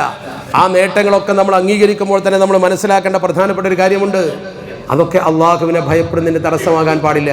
എത്രയോ മഹാത്മാക്കൾ അങ്ങനെ പറഞ്ഞു. നമ്മൾ അവിടേക്കൊന്നും എത്തിയിട്ടില്ല, എത്തേണ്ട ആവശ്യമില്ല. നമ്മൾ അവിടേക്കൊന്നും എത്തേണ്ട ഒരു സൂക്ഷ്മത എന്ന് പറയുന്ന ഒന്ന് നമ്മൾ പുലർത്തിയാൽ മതി. വലിയ വലിയ സൂക്ഷ്മത പുലർത്തിയ മഹാന്മാരൊക്കെ ഉണ്ട്. അവിടേക്കൊന്നും പക്ഷേ നമുക്ക് എത്താൻ കഴിഞ്ഞെന്ന് വരില്ല. അവർക്ക് സൂക്ഷ്മത പുലർത്തുക എന്ന് പറഞ്ഞാൽ അവർ ജീവിതത്തിൽ ഒരു കറാഹത്ത് പോലും ചെയ്യാത്ത കണ്ണിയത്ത് അഹമ്മദ് മുസ്ലിയാരെ പോലുള്ള മഹത്തുക്കൾ നമുക്കറിയാം. അള്ളാഹു അവരുടെയൊക്കെ കൂടെ സ്വർഗത്തിൽ പ്രവേശിക്കാൻ നമുക്ക് തൗഫീക്ക് നൽകട്ടെ. അലിമീങ്ങളെ സ്നേഹിക്കുമ്പോൾ അങ്ങനെ ഒരു ഗുണമുണ്ട്. അന്ത മഅമൻ അഹബബ്ത എന്ന, നിങ്ങൾ ഈ ഉസ്താദിനെ സ്നേഹിച്ചു, നിങ്ങൾ സ്നേഹിക്കുന്ന ഉസ്താദിൻ്റെ കൂടെ സ്വർഗത്തിൽ കടക്കാൻ നിങ്ങൾക്ക് തീർച്ചയായും അവസരം കിട്ടുമെന്ന പ്രതീക്ഷയാണത്. അന്ത മഅമൻ അഹ്ബബ്ത എന്ന ആയത്ത്, ആ ഹദീസ് നബി തങ്ങൾ പറഞ്ഞതാ. കാരണം നീ സ്നേഹിച്ചവൻ്റെ കൂടെ ഒരു സ്വഹാബി വന്നിട്ട് നബി തങ്ങളോട് പറഞ്ഞല്ലോ, നബി തങ്ങളോട് തുറന്ന് പറഞ്ഞു, നബിയേ ലൈസ ഇന്ദി കത്റത്തു സ്വലാത്തിൻ വസിയാം, എൻ്റെ കയ്യിൽ കൂടുതൽ നോമ്പുമില്ല, കൂടുതൽ നിസ്കാരവുമില്ല, എൻ്റെ കയ്യിൽ കൂടുതൽ നോമ്പില്ല, കൂടുതൽ നിസ്കാരം തുറന്ന് ഓപ്പണായിട്ട് പറഞ്ഞു. ലൈസ ഇന്ദി, എൻ്റെ അടുത്തില്ല, കത്റത്തു സിയാമിൻ സ്വലാത്തിൻ വസിയാം, കുറേ നോമ്പ് നിസ്കാരം നിൻ്റെ അടുത്തില്ല. ഞാൻ ഫർദൊക്കെ മാത്രം നോറ്റ് അത്രയേ ഉള്ളൂ, വേറൊന്നും കയ്യിലില്ല. ഫർദായ നിസ്കാരമൊക്കെ നിർവഹിച്ചിട്ടുണ്ട്, വേറൊന്നും കയ്യിലില്ല. എന്നിട്ട് അദ്ദേഹം പറഞ്ഞു, വലാകിന്നി ഉഹിബ്ബുല്ലാഹ വറസൂലഹു, ഞാൻ അള്ളാഹിനെ അള്ളാഹിൻ്റെ റസൂലിനെ സ്നേഹിക്കുന്നുണ്ട്, എനിക്കെന്താ ഉണ്ടാവുക നബി എന്ന് ചോദിച്ചു. അഷ്റഫുൽ ഖൽഖ് മുഹമ്മദ് മുസ്തഫ സ്വല്ലല്ലാഹു അലൈഹി വസല്ലം തങ്ങൾ അപ്പം തന്നെ പറഞ്ഞു, അന്ത മഅമൻ അഹ്ബബ്ത, നീ സ്നേഹിച്ച ആളെ കൂടെ നിന്നുണ്ടാവും. അതാണ് നമ്മൾ ഈ സമത്തെ സ്നേഹിക്കുന്നത്. നമുക്കിപ്പോൾ സമത്ത കേരള ജമ സ്വർഗത്തിൽ പോകാനിപ്പോൾ ഒരു സംഘടന വേണമെന്നൊന്നുമില്ല. പക്ഷേ നമ്മൾ നേരെ പോകുന്ന സമയത്ത് വഴിപിഴക്കാൻ സാധ്യതയുണ്ട്, നമ്മൾ പോകുന്ന സമയത്ത് വഴി തെറ്റാൻ സാധ്യതയുണ്ട്. അപ്പോൾ നമുക്കൊരു നേർവഴി കാണിച്ചു തരുന്ന ഒരു പണ്ഡിത സഭ നമ്മുടെ മുമ്പിലുള്ളപ്പോൾ, ഒരു ഉസ്താദ് നമ്മുടെ മുമ്പിലുള്ളപ്പോൾ, ആ ഉസ്താദിനെ അനുധാവനം ചെയ്താലൊരു ഗുണമുണ്ട്. ആ അനുധാവനം ചെയ്യുമ്പോൾ വേറൊരു ഗുണം കിട്ടും. അവർ അള്ളാഹുവിൻ്റെ സ്വർഗത്തിലേക്ക് പ്രവേശിക്കുമ്പോൾ നമുക്ക് വേണ്ടി ഷഫാഅത്ത് ചെയ്യും. അവർ ആലിമീങ്ങൾക്ക് ഷഫാഅത്തുണ്ട്, സ്വാലിഹീങ്ങൾക്ക് ഷഫാഅത്തുണ്ട്. ആ ഷഫാഅത്ത് കൊണ്ടെങ്കിലും നമുക്ക് രക്ഷപ്പെടാൻ പറ്റുമോ എന്നതാണ് നമ്മൾ നോക്കുന്നത്. നമ്മുടെ അമല് കൊണ്ട് ഒരു പക്ഷേ നമുക്ക് രക്ഷപ്പെടാൻ കഴിഞ്ഞോളന്നില്ല. നേരെ മറിച്ച് മഹത്തുക്കളുടെ ആ ഒരു സ്നേഹം കൊണ്ട് നമുക്ക് രക്ഷപ്പെടാൻ കഴിയും. മഹത്തുക്കൾ എന്ന് പറയുമ്പോൾ നമ്മളെപ്പോലുള്ള ആളുകളല്ല, സൂക്ഷ്മതയുടെ അങ്ങേയറ്റം ഭൗതിക തൽപരതയില്ലാത്തൊരു സമൂഹം ഇവിടെ ജീവിച്ചിരുന്നു. അതിൽപ്പെട്ട ആളായിരുന്നു കണ്യത്ത് ഉസ്താദ്. നിങ്ങൾക്കറിയാം, ഒരു ഭൗതിക തൽപരത ഉണ്ടായിരുന്നില്ല. അവരാണ് സമത്വയെ നയിച്ചത്, അവരാണ് സമത്വ കേരള ജംഇയ്യത്തുൽ ഉലമയെ ഇന്ന് കാണുന്ന അവസ്ഥയിലേക്ക് എത്തിച്ചത്. അതിൽപ്പെട്ട ഒരു ആലിമിനെയാണ് നമ്മൾ അനുസ്മരിക്കുന്നത്. അള്ളാഹു അദ്ദേഹത്തിന് മഗ്ഫിറത്തും റഹ്മത്തും നൽകട്ടെ. അങ്ങനത്തെ ആലിമീങ്ങൾ നിങ്ങൾ നോക്ക്. ഭൗതിക അബൂദർദാ റളിയല്ലാഹു തആലയുടെ മകൾക്ക് വിവാഹാലോചന വന്നു. അബൂദർദാ റളിയല്ലാഹു തആല നല്ല പണ്ഡിതനുമാണ്, സഹാബികളിൽ പ്രമുഖനുമാണ്. മഹാനവരുടെ ഭാര്യയ്ക്ക് വിവാഹാലോചന വന്നത് എവിടുന്ന ചരിത്രം ഒന്ന് വായിച്ചു നോക്കൂ, നിങ്ങൾ അത്ഭുതപ്പെട്ടു പോകും. ഡമസ്കസിലെ കൊട്ടാരത്തിലേക്കാണ് വന്നത്. തൻ്റെ മകളെ ഡമസ്കസിൽ മുആവിയയുടെ മകന് വേണ്ടി. മുആവിയ റളിയല്ലാഹു തആല ഭരിക്കുന്ന സമയത്ത് മുആവിയ റളിയല്ലാഹു തആലയെ ഡമസ്കസിൽ ഏൽപ്പിച്ചതിന് അക്കാലത്തെ പ്രതിസന്ധി നിറഞ്ഞ സമയത്ത് അദ്ദേഹം വളരെയധികം കരുത്തുള്ള ഭരണാധികാരിയായിരുന്നു. അങ്ങനെ മുആവിയ റളിയല്ലാഹു തആല ഭരണം ഏൽപ്പിച്ചു കൊടുത്തുകൊണ്ട് ഹസൻ റളിയല്ലാഹു തആല മാറിയ സംഭവം ഉണ്ടല്ലോ. അങ്ങനെ മുആവിയ റളിയല്ലാഹു തആല കരുത്തുറ്റ ഭരണാധികാരിയാണ്, ചോദ്യം ചെയ്യപ്പെടാത്ത ഭരണാധികാരിയായി അന്ന് അദ്ദേഹം ഭരിക്കുന്ന സമയത്ത് അദ്ദേഹത്തിൻ്റെ മകന് വേണ്ടി അബൂദർദാ റളിയല്ലാഹു തആല മകളെ വിവാഹാലോചന നടത്തി. മകൾ കൊട്ടാരത്തിൽ ചെന്നാൽ എന്തൊക്കെ നേട്ടം കിട്ടും? മകൾക്ക് സുഖജീവിതം, രാഷ്ട്രത്തിൽ അദ്ദേഹത്തിന് സ്വാധീനം. പക്ഷേ അദ്ദേഹം എന്താ ചെയ്തത്? അദ്ദേഹം നോക്കണം നിങ്ങൾ, ആ പെണ്ണിന് ആർക്കാ കൊടുത്തത്? അദ്ദേഹം നിഷേധിച്ചു. ആ വിവാഹം നടത്താൻ അദ്ദേഹം നിഷേധിച്ചു. ലഹു, അവ മകന് വേണ്ടി കൊടുക്കാൻ തയ്യാറായില്ല.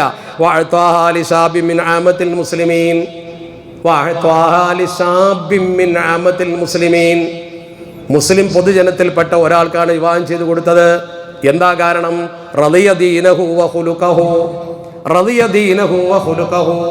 ആ വ്യക്തിയുടെ സ്വഭാവവും ദീനും അദ്ദേഹത്തിന് ശരിക്ക് തൃപ്തികരമായിരുന്നു. നമ്മൾ ഇന്നത് നോക്കാറുണ്ടോ? ഇപ്പോൾ ഉമ്മമാരുണ്ടാവുമല്ലോ ഇവിടെ, എത്രയോ പെൺകുട്ടികളെ വലിയ തറവാട്ടിലേക്ക് നോക്കി വിവാഹം കഴിച്ചിട്ട്, വലിയ സാമ്പത്തിക ശേഷിയുള്ള വീട്ടിലേക്ക് വിവാഹം കഴിച്ചിട്ട് ആ വിവാഹബന്ധം അറ്റുപോകുന്ന എത്ര അനുഭവങ്ങൾ നമ്മുടെ മുമ്പിലുണ്ട്. എന്താ കാരണം? ഭർത്താവ് ഒരു പക്ഷേ മദ്യപാനിയായിരിക്കും, അല്ലെങ്കിൽ അവൻ ഇതിനേക്കാൾ സൗന്ദര്യമുള്ള ഒരു പെണ്ണിനെ കാണുമ്പോൾ അതിൻ്റെ പിന്നാലെ പോയിട്ടുണ്ടാവും, അല്ലെങ്കിൽ അബദ്ധസഞ്ചാരം നടത്തിയിട്ടുണ്ടാവും. എത്ര വലിയ വലിയ കുടുംബങ്ങളിൽ ഈ പ്രശ്നങ്ങൾ. നമ്മളൊക്കെ ഒരു മഹല്ല് ഭാരവാഹിയാവുമ്പോൾ മധ്യസ്ഥത്തിന് ഇരുന്നിട്ടുണ്ട്. നിങ്ങളുടെ നാട്ടിലുണ്ടാവുമല്ലോ അങ്ങനെയൊക്കെ. എത്രയോ പെൺകുട്ടികൾ വിവാഹം കഴിച്ചിട്ട് നീറി കഴിയുന്ന വീട്ടുകാരുണ്ടാവും. ഒന്നോ രണ്ടോ കുട്ടികളായി കുടുങ്ങിപ്പോയി, ഇനി മുന്നോട്ട് പോകുന്നേ. അങ്ങനെ കരുതുന്ന എത്ര സ്ത്രീകളുണ്ടാവും, എത്ര സഹോദരിമാരുണ്ടാവും, എത്ര ഉപ്പമാരുണ്ടാവും, എത്ര ഉമ്മമാരുണ്ടാവും. എത്രയോ കുടുംബത്തിൽ അങ്ങനെ ഇല്ലേ? നിങ്ങൾ ആലോചിച്ചത് എന്താ കാരണം? ദീനുണ്ടോ എന്ന് പരിശോധിക്കാതെ നാണയത്തൊട്ട് നോക്കി മാത്രം വിവാഹം കഴിച്ചതുകൊണ്ട്. ദീനുണ്ടോ നോക്കിയില്ല. അള്ളാഹുവിൻ്റെ പരിശുദ്ധ തിരുത്തൂതർ പറഞ്ഞു, നിങ്ങൾ സമ്പത്ത് നോക്കിക്കോ, കുഴപ്പമില്ല. നിങ്ങൾ തറവാട് നോക്കിക്കോ, പ്രശ്നമില്ല. നിങ്ങൾ പെണ്ണിൻ്റെ സൗന്ദര്യം നോക്കിക്കോ, ഒരു കുഴപ്പമില്ല. പക്ഷേ ഫദ്ഫർ ബിദാത്തി ദീൻ എന്ന് പറഞ്ഞ ദീനുണ്ടോ എൻ്റെ പെണ്ണിന് എന്ന് ചിന്തിക്കുന്ന ചെറുപ്പക്കാരെത്രയുണ്ട്? ഒരു വിവാഹം എന്ന് പറയുമ്പോൾ ജീവിതത്തിൽ അത് മരണം വരെ പിരിയാത്ത ബന്ധമായി നിൽക്കണമെന്നാണ് പരിശുദ്ധ ദീൻ സിദ്ധാന്തിക്കുന്നത്. ആ പരിശുദ്ധ ദീനുൽ ഇസ്ലാമിൻ്റെ സൈദ്ധാന്തിക ദർശനത്തെ ഒരു വിലയും കൊടുക്കാതെ സമ്പത്തിന് മാത്രം വില കൊടുത്തുകൊണ്ട് വിവാഹം കഴിച്ചാൽ എന്തുണ്ടാവും? ഇതുപോലത്തെ അനുഭവം ഉണ്ടാവും. ഈ അനുഭവം പലർക്കുമുണ്ട്. നമ്മുടെ മഹല്ലത്തുകളൊക്കെ ഇഷ്ടം പോലെ. ഏറ്റവും കൂടുതൽ വിവാഹമോചന കേസുകൾ നമ്മുടേതാണ് എന്ന് കോടതിയിൽ പോയാൽ കാണാൻ കഴിയും. സുഹൃത്തുക്കളായ അഭിഭാഷകരോട് ചോദിച്ചു നോക്ക് നിങ്ങൾ, എന്താ ഇങ്ങനെ നമ്മുടെ സമൂഹത്തിൽ ഇത്രയധികം വിവാഹമോചനം വരാൻ കാരണം? അതുകൊണ്ട് തന്നെ മറ്റുള്ളവർക്കിടയിൽ നമുക്ക് വലിയ തെറ്റിദ്ധാരണയുണ്ട്. നമ്മുടെ വിവാഹമോചനം ഇതൊക്കെ വളരെ മോശപ്പെട്ട രീതിയിൽ ചർച്ച ചെയ്യുന്നൊരു സ്ഥിതിവിശേഷം നമ്മുടെ സമൂഹത്തിലുണ്ടല്ലോ. എന്താണ് അതിൻ്റെ കാരണം? മറ്റൊന്നുമല്ല, നമ്മുടെ ചില നടപടിക്രമമാണ്. ഞാൻ സാന്ദർഭികമായി പറയട്ടെ, നമ്മുടെ സമൂഹത്തിൽ ഇന്നുള്ള ഏറ്റവും വലിയൊരു പ്രശ്നമത. സ്ത്രീകൾക്കും തെറ്റിദ്ധാരണ, പുരുഷന്മാർക്കും തെറ്റിദ്ധാരണ, എല്ലാവർക്കും തെറ്റിദ്ധാരണ. എന്താ കാരണം? ഇപ്പോൾ ഈ ഏക സിവിൽ കോഡിൻ്റെ ചർച്ചയ്ക്ക് വരുന്ന സമയത്ത് നമ്മുടെ സഹോദരിമാരോട് ഒരു അഭിപ്രായം ചോദിച്ചത്, ഒരു സർവേ നിങ്ങൾ വാട്സപ്പ് കണ്ടിട്ടുണ്ടോ ഇല്ലേ? പെൺകുട്ടികൾ നിങ്ങൾ കണ്ടോ? എനിക്കറിയില്ല. ആ പെൺകുട്ടികൾ എന്താ പറയുക, വരട്ടെ എന്നാ. കാരണം എന്താ? എല്ലാവർക്കും ഒരേ നിയമം മതി എന്നാണ് അവർ പറയുക. അവർക്ക് അതിനെക്കുറിച്ച് അറിയില്ല, അവയർനെസ് ഇല്ല, അവർക്ക് അതിനെക്കുറിച്ച് അറിയില്ല. നമ്മുടെ സ്ത്രീകൾക്ക് ഇപ്പോൾ സ്ത്രീകൾ ഉള്ളതുകൊണ്ടാണ് ഞാൻ പറയുന്നത്, ഒരുപാട് തെറ്റിദ്ധാരണയുണ്ട്. സ്ത്രീകളുടെ ഏറ്റവും വലിയ തെറ്റിദ്ധാരണ എന്താ? അവരെ ബുദ്ധിമുട്ടിക്കാനാണ് ഇസ്ലാം ഈ നിയമമൊക്കെ ഉണ്ടാക്കി വെച്ചത്. സ്ത്രീകൾ പറയുന്ന രണ്ട് കാര്യങ്ങളാണ്. ഒന്ന്, വളരെ പ്രധാനമായി പറഞ്ഞാൽ ത്വലാഖിൻ്റെ വിഷയം. രണ്ടാമത്, അവർക്ക് സമ്പത്തിൻ്റെ വിഷയം. ഒരു പെണ്ണ് അവളുടെ ചെലവിന് വേണ്ടി വിവാഹിതയാണെങ്കിൽ ഒന്നും ചെലവാക്കേണ്ടതില്ലല്ലോ. അവിടെ പരിപൂർണ്ണ ഉത്തരവാദിത്തമാരില്ല, പുരുഷനിൽ നിക്ഷിപ്തമാണ്. പുരുഷനെ പോലെ സ്ത്രീ സ്വതന്ത്രയാകണമെന്ന് വിളിച്ചു പറയുന്ന ആളുകൾ മുഴുവൻ പുരുഷനെ പോലെ സ്ത്രീ അധ്വാനിക്കണമെന്നും പറയുന്നുണ്ട്. നേരെ മറിച്ച് ഇസ്ലാം അത് പറയുന്നില്ല. പരിശുദ്ധ ദീനുൽ ഇസ്ലാം പരസ്യമായി പറയുന്നത് എന്താ? ഒരു പെണ്ണ് അവളുടെ കുട്ടിക്ക് പോലും പണം ചെലവഴിക്കാൻ ബാധ്യതപ്പെട്ടവളല്ല. അത് മുഴുവൻ ഭർത്താവിൻ്റെ ഉത്തരവാദിത്തമാണ്. ഈ രണ്ടുപേരുടെയും ഉത്തരവാദിത്തം ഭർത്താവ് ഏറ്റെടുക്കുമ്പോൾ അവൻ ഇസ്ലാം കൊടുക്കുന്ന സമ്പത്തിൻ്റെ രീതിശാസ്ത്രത്തിൽ എന്താ കുഴപ്പമുള്ളത്? എന്താ? സ്ത്രീക്ക് ചിലപ്പോൾ കൂടുതൽ കിട്ടുന്ന അവസരങ്ങളുണ്ട്. ഫറാദിൻ്റെ മസല പഠിക്കും, അത് വേറെ വിഷയം. അപ്പോൾ സ്ത്രീകളുടെ സാമ്പത്തികമായ ക്രമീകരണം ഇസ്ലാം ഏർപ്പെടുത്തിയത് പഠിച്ചാൽ ആ പ്രശ്നം തീരും. അതുപോലെ തന്നെ ത്വലാഖിൻ്റെ വിഷയത്തിൽ വലിയ കുഴപ്പമുണ്ടാക്കുന്നുണ്ട്. പ്രത്യേകിച്ച് 3 ത്വലാഖൊക്കെ ചെല്ലുമ്പോൾ ആണുങ്ങൾക്കും ഒരു ചെറിയ തെറ്റിദ്ധാരണയുണ്ട്, സ്ത്രീകൾക്കും ഒരു തെറ്റിദ്ധാരണയുണ്ട്. ആണുങ്ങൾക്കുള്ള തെറ്റിദ്ധാരണ എന്താ? ഒരാളിപ്പോൾ 3 ത്വലാഖിൽ ഒരു സ്ത്രീയെ ത്വലാഖ് ചൊല്ലി അവസാനിപ്പിച്ച് കഴിഞ്ഞാൽ പിന്നെ വേറൊരാൾ വിവാഹം കഴിച്ച് അവൻ ഒഴിവാക്കിയതിൻ്റെ ശേഷമേ തിരിച്ചെടുക്കാൻ പറ്റുമോന്ന് ചടങ്ങ് നിൽക്കുക എന്നൊക്കെ പദം പറയാറുണ്ട്. നമ്മൾ ആ തിരിച്ചെടുക്കുക എന്നുള്ളത് മാത്രമേ ചിന്തിച്ചിട്ടുള്ളൂ. നേരെ മറിച്ച് ഈ പെണ്ണ് വേറൊരാളുടെ കൂടെ വിവാഹ ജീവിതം നയിക്കുക എന്നുള്ള ഭാഗം നമ്മൾ ചിന്തിച്ചില്ല. നമ്മൾ നമ്മുടെ സൗകര്യം മാത്രമേ നോക്കിയുള്ളൂ. നേരെ മറിച്ചത് എന്തുകൊണ്ട് വന്നു? സ്ത്രീകളാണെങ്കിലോ 3 ത്വലാഖ് ചൊല്ലിയാൽ പിന്നെ ആ പുരുഷനെ കിട്ടൂല, പിന്നെ വേറൊരു പുരുഷൻ്റെ അടുത്ത് പോയി ജീവിച്ചിട്ട് പിന്നെ തിരിച്ചു വരണം. അവരും പറയണം എന്താ? തിരിച്ചതൊരു മോശപ്പെട്ട പണിയല്ലേ? ആണുങ്ങളും പറയാണ്, സ്ത്രീകളും പറയാം. നല്ല അഭ്യസവിദ്യരായ ചെറുപ്പക്കാരെ ഈ വിഷയത്തെക്കുറിച്ച് ചോദ്യം ചോദിച്ചപ്പോഴാണ് ഞാൻ എൻ്റെ ഗൗരവം മനസ്സിലാക്കിയത്. നല്ല വിദ്യാഭ്യാസമുള്ള ആളുകൾ, ഭൗതിക ഡിഗ്രിയും PG ഒക്കെ ഉള്ള ആളുകൾ ഇസ്ലാമികമായി ചർച്ച നടത്തുന്ന സമയത്ത് അവർ സംശയിച്ചു, ഇതൊരു താഴ്ന്ന ഏർപ്പാടല്ലേ? ഒരാൾ 3 ത്വലാഖില്ലിട്ട് ആ പെണ്ണ് പിന്നെ വേറെ ആൾ വിവാഹം കഴിക്കുക, എന്നിട്ട് അയാൾ വിവാഹ മോചനം നടത്തുക, എന്നിട്ട് ഇയാൾ പിന്നെ തിരിച്ചെടുക്കുക. ഇതെന്തൊരു പണിയാണ്? അത്ര മോശപ്പെട്ടൊരു പണി വേറെ വല്ലതും ഉണ്ടോ? ആരാ തിരിച്ചെടുക്കാൻ പറഞ്ഞത്? എന്തിനാ തിരിച്ചെടുക്കുന്നത്? എന്തിനാണ് അയാൾ വിവാഹ മോചനം നടത്തുന്നത്? ഇതൊന്നും അവർ ചിന്തിച്ചിട്ടില്ല. സത്യത്തിൽ ഇതിൻ്റെ ഗൗരവം എന്താ? ഒരു പെണ്ണിന് ഇസ്ലാം അനുഭവിച്ച ഏറ്റവും പരമമായ സ്വാതന്ത്ര്യമാണത്. ആ സ്വാതന്ത്ര്യത്തിൻ്റെ കാരണം ഹദീസിലുണ്ടല്ലോ. അള്ളാഹുവിൻ്റെ പരിശുദ്ധ തിരുദൂതർ പഠിപ്പിച്ചത് എന്താ? ആ പഠിപ്പിച്ച ദീനനുസരിച്ചുകൊണ്ട് ജീവിക്കുന്നൊരു തലമുറക്ക് ഇത് എന്താണ് എന്ന് പഠിക്കേണ്ട അവകാശമില്ലേ? അവർ പഠിക്കണ്ടേ? അഷ്റഫുൽ ഖൽഖ് ത്വാഹ റസൂലുള്ളാഹി സ്വല്ലല്ലാഹു അലൈഹി വസല്ലമ തങ്ങൾ ഇസ്ലാമിക പ്രബോധനം നിർവഹിക്കുന്ന ആ അറേബ്യൻ സമൂഹത്തിൽ ത്വലാഖിന് പരിധി ഉണ്ടായിരുന്നില്ല. എത്ര 100 വട്ടം വേണമെങ്കിൽ ത്വലാഖെല്ലാം. അന്ന് ഒരു പെണ്ണിനെ പാഠം പഠിപ്പിക്കാൻ ഒരു പുരുഷൻ്റെ കയ്യിലുള്ള ആയുധമാണ് ത്വലാഖ്. ഒരു പെണ്ണിനെ പാഠം പഠിപ്പിക്കാൻ. അതെങ്ങനെ? ഹദീസിൽ കൃത്യമായി പറയുന്നുണ്ട്. ഒരു പുരുഷൻ ഒരു പെണ്ണിനോട് പറയാൻ, നിന്നെ ഞാൻ എൻ്റെ കൂടെ ജീവിക്കാനും അനുവദിക്കില്ല, എന്നാൽ നീ മറ്റൊരാളെ കൂടെ പോയി ജീവിക്കാനും ഞാൻ അനുവദിക്കില്ല. ഫതബീനി മിന്നി എന്ന ഹദീസിൻ്റെ വിഭാഗത്ത്, എന്നിൽ നിന്ന് അകന്ന് നീ വേറൊരാളെ കൂടെ പോയി ജീവിക്കില്ല, വല ആവീക്കി ഇലയ, എന്നിലേക്ക് ഞാൻ നിന്നെ ചേർത്ത് പിടിക്കൂല എന്ന് പറഞ്ഞാൽ എന്താ? നിന്നെ ഞാൻ എൻ്റെ ഭാര്യയാക്കിയിട്ട് വെക്കൂല, എന്നാൽ വേറൊരാളെ കൂടെ പോയി ജീവിക്കാൻ അനുവദിക്കൂല. അതെങ്ങനെയാ? അപ്പോൾ ഈ പെണ്ണിനെ ചോദിച്ചു, എന്താ അങ്ങനെ? അതെങ്ങനെയാ പരിപാടി? അത് കൃത്യമായി അന്ന് ത്വലാഖിന് പരിധി ഇല്ലാത്തതുകൊണ്ട് എന്താ ചെയ്യാന്നറിയോ? ത്വലാഖാണ് ചെല്ലും. ത്വലാഖ് ചൊല്ലിയിട്ട് ഇദ്ദയുടെ കാലഘട്ടം ഉണ്ടല്ലോ, ആ ഇദ്ദ കഴിയുന്നതിൻ്റെ തൊട്ട് മുന്നേ മടക്കി കിട്ടും. അതിന് ആരോടും ചോദിക്കണ്ടല്ലോ. എന്നിട്ട് ത്വലാഖ് വീണ്ടും ചെല്ലും. വീണ്ടും ത്വലാഖിൽ എന്താ ഗുണം? പിന്നെയും ഇദ്ദ ആചരിക്കണം. പിന്നെയും ഇദ്ദ ആചരിച്ചിട്ട് ആ മാസങ്ങൾ കഴിയുമ്പോൾ ഇദ്ദ തീരുന്ന സമയത്ത് പിന്നെയും മടക്കിയെടുക്കും. മടക്കിയെടുത്താൽ അവൻ്റെ കൂടെ ജീവിക്കാൻ പറ്റില്ല. അപ്പം തന്നെ ത്വലാഖും ചൊല്ലും. ത്വലാഖിൽ പിന്നെ ഇദ്ദയായി. എത്ര വട്ടം ത്വലാഖല്ല. ഈ പെണ്ണിനെ ഇവൻ്റെ കൂടെ ശയിക്കാനും കൂടെ ജീവിക്കാനും അനുവദിക്കില്ലെന്ന് മാത്രമല്ല, വേറൊരുത്തൻ്റെ കൂടെ പോകാനും പറ്റൂല. ഇത് വലിയ കുടുക്കായിപ്പോയി. ഒരു പെണ്ണിനെ ത്വലാഖ് ചെല്ലുക, ഇദ്ദ കഴിയുമ്പോൾ വീണ്ടും മടക്കിയെടുക്കുക, ത്വലാഖ് ചെല്ലുക, ഇദ്ദ കഴിയുമ്പോൾ വീണ്ടും മടക്കിയെടുക്കുക. എന്തൊരു ബുദ്ധിമുട്ടാ! ആ പെണ്ണിൻ്റെ ജീവിതം പോയില്ലേ? ഭർത്താവിൻ്റെ കൂടെ ജീവിക്കാനും പറ്റില്ല, വേറെ സ്ഥലത്ത് പോകാനും പറ്റില്ല. ഒരു പുതിയ ഭർത്താവിനെ സ്വീകരിക്കണമെങ്കിൽ ഇദ്ദ കഴിഞ്ഞിട്ടല്ലേ പറ്റുള്ളൂ. ഇദ്ദ കഴിഞ്ഞാൽ പിന്നെ ഇയാളോട് നിക്കാഹ് ചെയ്യാൻ സമ്മതിക്കാതിരുന്നാൽ മതി. പക്ഷേ ഇയാൾ മടക്കിയെടുത്താൽ എന്ത് ചെയ്യും? കുടുങ്ങിയിട്ട് ഒരു പെണ്ണ് നേരെ ആയിഷ ബീവി റളിയല്ലാഹു തആല അൻഹാ, ആയിഷ ബീവിയുടെ മുമ്പിൽ വന്നിട്ട് കരഞ്ഞിട്ട് പറഞ്ഞു സങ്കടം. ആയിഷ ബീവി പരിശുദ്ധ പ്രവാചകരോട് പറഞ്ഞു, നബിതങ്ങൾ ഈ വിഷയത്തിൽ അള്ളാഹുവിൻ്റെ തീരുമാനം കാത്തു. അഷ്റഫുൽ ഖൽഖ് മുഹമ്മദ് മുസ്തഫ സ്വല്ലല്ലാഹു അലൈഹി വസല്ലമ തങ്ങൾക്ക് ഇസ്ലാമത്തിൻ്റെ വിധി കൊടുത്തു. ത്വലാഖ് മർറത്താൻ, 2 വട്ടേ പറ്റുള്ളൂ ഈ കളി. ഒരു പെണ്ണിനെ നിനക്ക് 2 വട്ടം തൊലാക്കല്ല, 2 വട്ടം മാക്സിമം ചെല്ല. 3-ാം വട്ടം ചെല്ലിയാൽ പിന്നെ ആ പെണ്ണിനെ നിനക്ക് കിട്ടില്ല. അവൾ വേറെ ആളെ കൂടെ പോയി ജീവിക്കട്ടെ. ജീവിക്കാൻ വിട്ടതാണ്, ജീവിക്കാൻ വിട്ടതാ, വേറൊരുത്ത വിവാഹം കഴിക്കട്ടെ എന്നാ. ഇനി ഏതെങ്കിലും ഒരു സാഹചര്യത്തിൽ അവൻ വിവാഹമോചനം നടത്തിയാൽ വേണമെങ്കിൽ ഇവൻ അവളെ വിവാഹം കഴിക്കാന്നേ ഉള്ളൂ. അല്ലാതെ ഒരാളെടുത്ത് പോയിട്ട് തിരിച്ചു വരാനല്ലേ ഈ പോണത്. കുടുങ്ങിയിട്ട് പോവാണ് പെണ്ണ്, പിന്നെ എങ്ങനെ തിരിച്ചു വരാന്? ഇസ്ലാം പറഞ്ഞത് അതിനാണ്. നമ്മൾ ഇതിനെക്കുറിച്ച് മനസ്സിലാക്കിയില്ല. ഒരു പെണ്ണിന് മോചനം കൊടുത്താണ്. അവ മോചനത്തെ പീഡനമാക്കി മാറ്റിയ ആധുനികർ. അറിയില്ല, അവർക്ക് പഠിക്കാൻ കഴിയില്ല. അവർക്ക് ഇസ്ലാമിൻ്റെ മോചനത്തെ പീഡനമാക്കി, എന്നിട്ട് മുത്തലാഖ് എന്നുള്ള വിഷയമുണ്ടാക്കി, അതിന് രാജ്യത്ത് നിയമമുണ്ടാക്കി. ഇത് പീഡനമാണെന്ന് പറഞ്ഞു. മുസ്ലിം സ്ത്രീകൾക്ക് ഒരുപാട് പീഡനമുണ്ട്, പുതിയ നിയമം കൊണ്ടുവരിക. അതാണ് ഏകസ്വൽ കൊണ്ടുവരാൻ ഒരു കാരണം എന്നാണ് അവർ പറയുന്നത്. ഇന്ത്യയിൽ നടക്കാത്ത കാര്യമാണ്. ഇരിക്കട്ടെ, ഇവിടെ ഇസ്ലാമിനെ കുറിച്ച് പറഞ്ഞു കൊടുക്കാൻ പറ്റുന്ന മക്കൾ നമ്മുടെ കൂട്ടത്തിൽ വേണ്ടേ? എന്താണ് ദീനിൻ്റെ ഈ നിയമത്തിൻ്റെ അടിത്തറ എന്ന് പഠിപ്പിച്ചു കൊടുക്കാൻ ആൾ വേണ്ടേ? അതാണ് ഒരു എൽമുള്ള മനുഷ്യൻ്റെ പ്രസക്തി. ആലിമിൻ്റെ കയ്യിൽ നിന്ന് പഠിക്കണം. നമ്മളൊക്കെ നമ്മുടെ ഉസ്താദുമാരെ കയ്യിൽ നിന്നല്ലേ ഇത് പഠിക്കുന്നത്, അല്ലെങ്കിൽ എവിടുന്നാണ് കിട്ടുന്നത്? അപ്പം നമ്മൾ ഓർക്കണം. ഞാൻ അബൂദർദാ റളിയല്ലാഹു തആലയുടെ സംഭവം പറഞ്ഞു. അബൂദർദാ റളിയല്ലാഹു തആല തൻ്റെ മകളെ ഡമസ്കസിലേക്ക് ഭരണാധികാരിയുടെ മകനെ കൊണ്ട് വിവാഹം കഴിപ്പിക്കാൻ തയ്യാറല്ല എന്ന് പറഞ്ഞൊരു സാധാരണക്കാരൻ വിവാഹം ചെയ്തു കൊടുത്തു. അപ്പോൾ നമ്മളൊക്കെ അത് പോയത്തായി കരുതും. ഒരാൾ വന്നിട്ട് ചോദിച്ചു, എന്തേ ഇങ്ങനെ? ആ സമയത്ത് അദ്ദേഹത്തോട് വന്ന് ചോദിച്ചു, എന്തേ നിങ്ങളിങ്ങനെ ചെയ്തത്?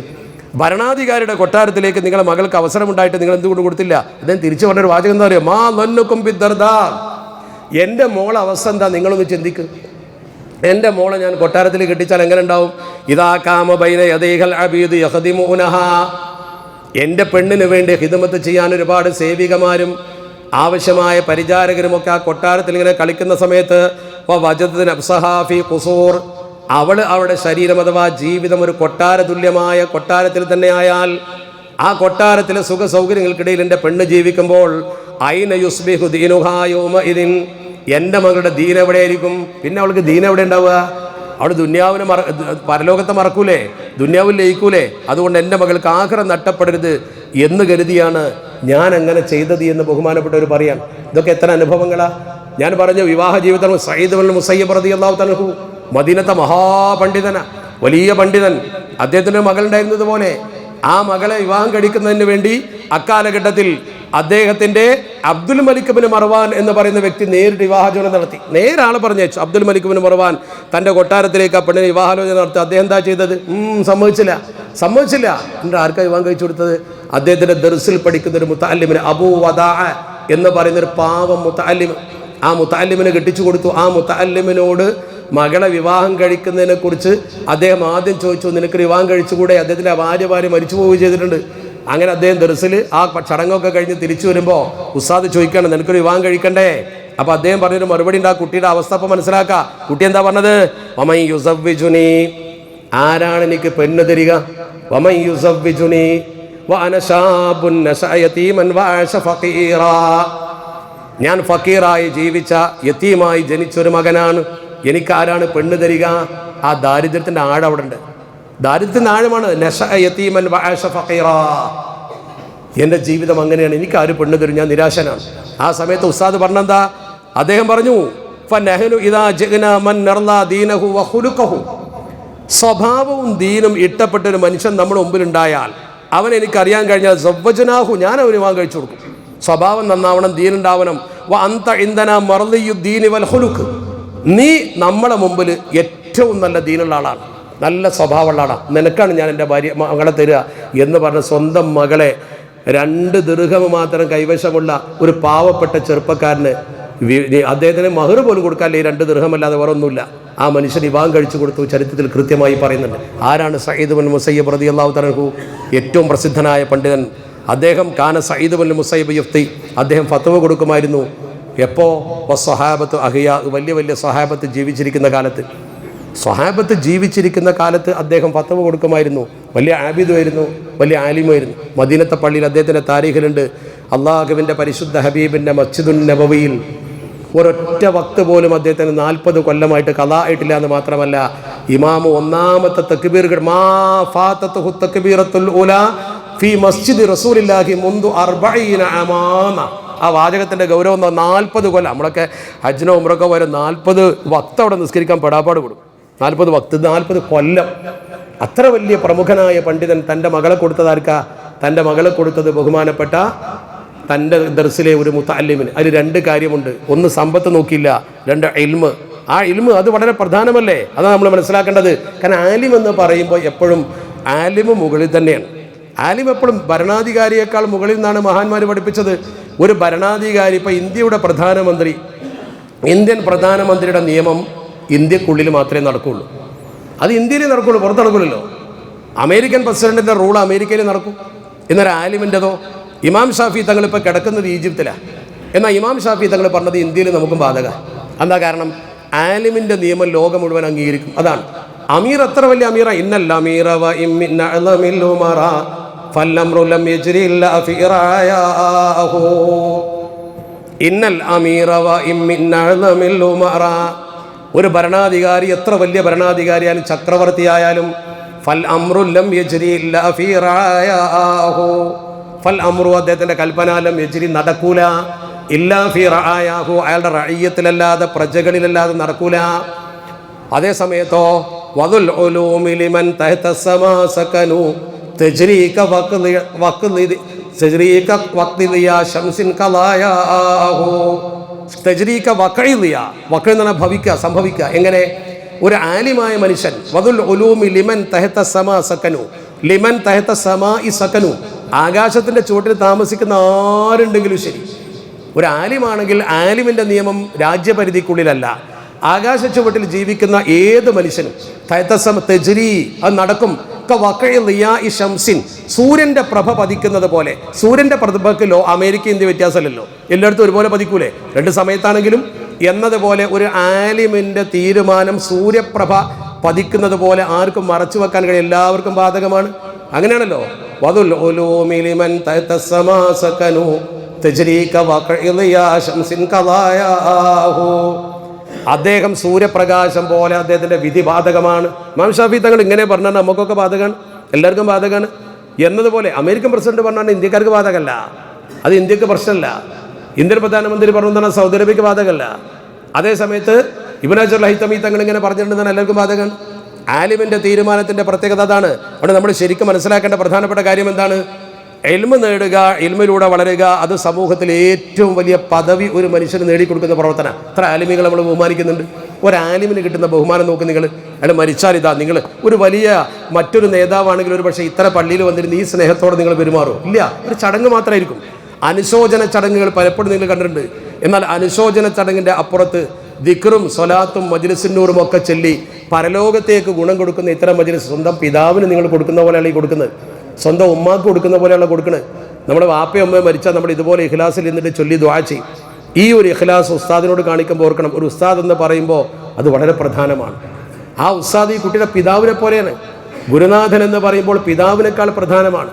കാരണം അത്രത്തോളം നമ്മൾ അദ്ദേഹത്തിൽ നിന്ന് ഒരുപാട് കാര്യങ്ങൾ പഠിക്കുകയും മനസ്സിലാക്കുകയും ചെയ്തിട്ടുണ്ട്. അങ്ങനെ വരുമ്പോഴാണ് നമുക്ക് ഈ ഇൽമിൻ്റെ മഹത്വം മനസ്സിലാക്കുക. ഇൽമു എന്ന് പറഞ്ഞാൽ എപ്പോഴും ഇബാദത്തിനേക്കാൾ പ്രധാനമാണെന്ന് പറയാൻ കാരണം അതല്ലേ? ഇബാദത്തും ഇൽമും തമ്മിലുള്ള അന്തരം അതാണ്. നമ്മളെ കയ്യിലുള്ള ഈ ഇസ്ലാമികമായ ആ അന്തസ്സുള്ള പാരമ്പര്യം ശരിക്കും നമ്മൾ ഉയർത്തിപ്പിടിച്ചാൽ ഒരുത്തരും നമ്മൾ മറികടക്കാൻ കഴിയില്ല. ഇന്നത്തെ മുസ്ലിം സമൂഹത്തിൻ്റെ അവസ്ഥ നോക്ക് നിങ്ങൾ. ഇന്ന് ലോകത്തെ മുഴുവൻ മുസ്ലിങ്ങൾ അടിച്ചമർത്തപ്പെടുകയാണ്, എല്ലായിടത്തും പീഡനം. അതേസമയത്തോ ഒരു ഭാഗത്ത് ഇസ്ലാമിനെ ഉദിച്ചുയരുകയാണ്. ഇപ്പോൾ നിങ്ങൾ നോക്കി ജർമ്മനിയിൽ, അതുപോലെ ഇംഗ്ലണ്ടിലൊക്കെ ഒരുപാട് ഇസ്ലാമികമായ മാറ്റങ്ങൾ വരികയാണ്. സൗദി അറേബ്യയിലൊക്കെ നമ്മൾ ഹജ്ജിന് പോകുന്ന സമയത്ത് കാണാം ഇംഗ്ലണ്ടിൽ നിന്നൊക്കെ ആളുകൾ ഇങ്ങനെ വഫ്ദ് വരുന്നു ഹജ്ജിന് വേണ്ടി. മദീനത്തൊക്കെ വന്ന് പ്രത്യേകം ദുആ ചെയ്യുന്നു, സ്വലാത്ത് ചൊല്ലുന്നു, പഠിച്ചിട്ടവർ. അപ്പോൾ ലോകത്ത് ഇസ്ലാം വളർന്നുകൊണ്ടിരിക്കുകയാണ്. ഇസ്ലാമിൻ്റെ വളർച്ച ഒരു ഭാഗത്തുണ്ടാകുമ്പോൾ ഇസ്ലാമിനെ തകർക്കാൻ വേണ്ടി മറുഭാഗത്ത് വളരെ മോശപ്പെട്ട പ്രചരണങ്ങളും പ്രവർത്തനങ്ങളും നടന്നുകൊണ്ടിരിക്കുകയാണ്. അങ്ങനെ ഇസ്ലാമിനെ ലാക്കാക്കിക്കൊണ്ട് പലതരത്തിലുള്ള പ്രവർത്തനങ്ങൾ നടക്കുമ്പോൾ അതിലേറ്റവും വലിയ സങ്കടകരം നമ്മുടെ മക്കളും അതിൽ പങ്കാളികളാകുന്നു എന്നുള്ളത്. അപ്പോൾ യുക്തിവാദം വളർന്നു വരുമ്പോൾ നമ്മുടെ മക്കൾ അതിൽ പങ്കാളികളാണ്, പെൺകുട്ടികൾ വരെ. മോശപ്പെട്ട പ്രവർത്തനങ്ങളിൽ നമ്മുടെ മക്കൾ പെടുകയാണ്. ഒന്ന് ചിന്തിക്കണം, വീട്ടുകാരൊക്കെ ഉമ്മമാരൊക്കെ ഒന്ന് ചിന്തിക്കണം. വലിയ പള്ളി ദർസിൽ പറഞ്ഞയച്ച് വലിയ ഉസ്താദൊന്നും ആക്കിയില്ലെങ്കിലും നമ്മുടെ കയ്യിലൊരു ആയുധമുണ്ട് നിങ്ങൾ മനസ്സിലാക്കണം. ആ ആയുധമാണ് ലോകത്തെ മുസ്ലിങ്ങളെ വളർത്തിയത് പരിശുദ്ധ ഖുർആൻ. അള്ളാഹുവിൻ്റെ പരിശുദ്ധ ഖുർആൻ അഷ്റഫുൽ ഖൽഖ് മുഹമ്മദ് മുസ്തഫ സ്വല്ലല്ലാഹു അലൈഹി വസല്ലം തങ്ങൾ പഠിപ്പിച്ചിട്ടുണ്ട്. ആ പരിശുദ്ധമായ ഖുർആൻ ശരിക്കതിൻ്റെ രീതിയിൽ കൈകാര്യം ചെയ്യണം. ഒരു കാര്യം കൂടി പറയട്ടെ, ഖുർആനെ സ്വന്തമായി വ്യാഖ്യാനിക്കാനല്ല നമ്മൾ ഇൽമു പഠിക്കേണ്ടത്. ഖുർആനെ സ്വന്തമായി വ്യാഖ്യാനിച്ചാൽ എന്താ അവസ്ഥ?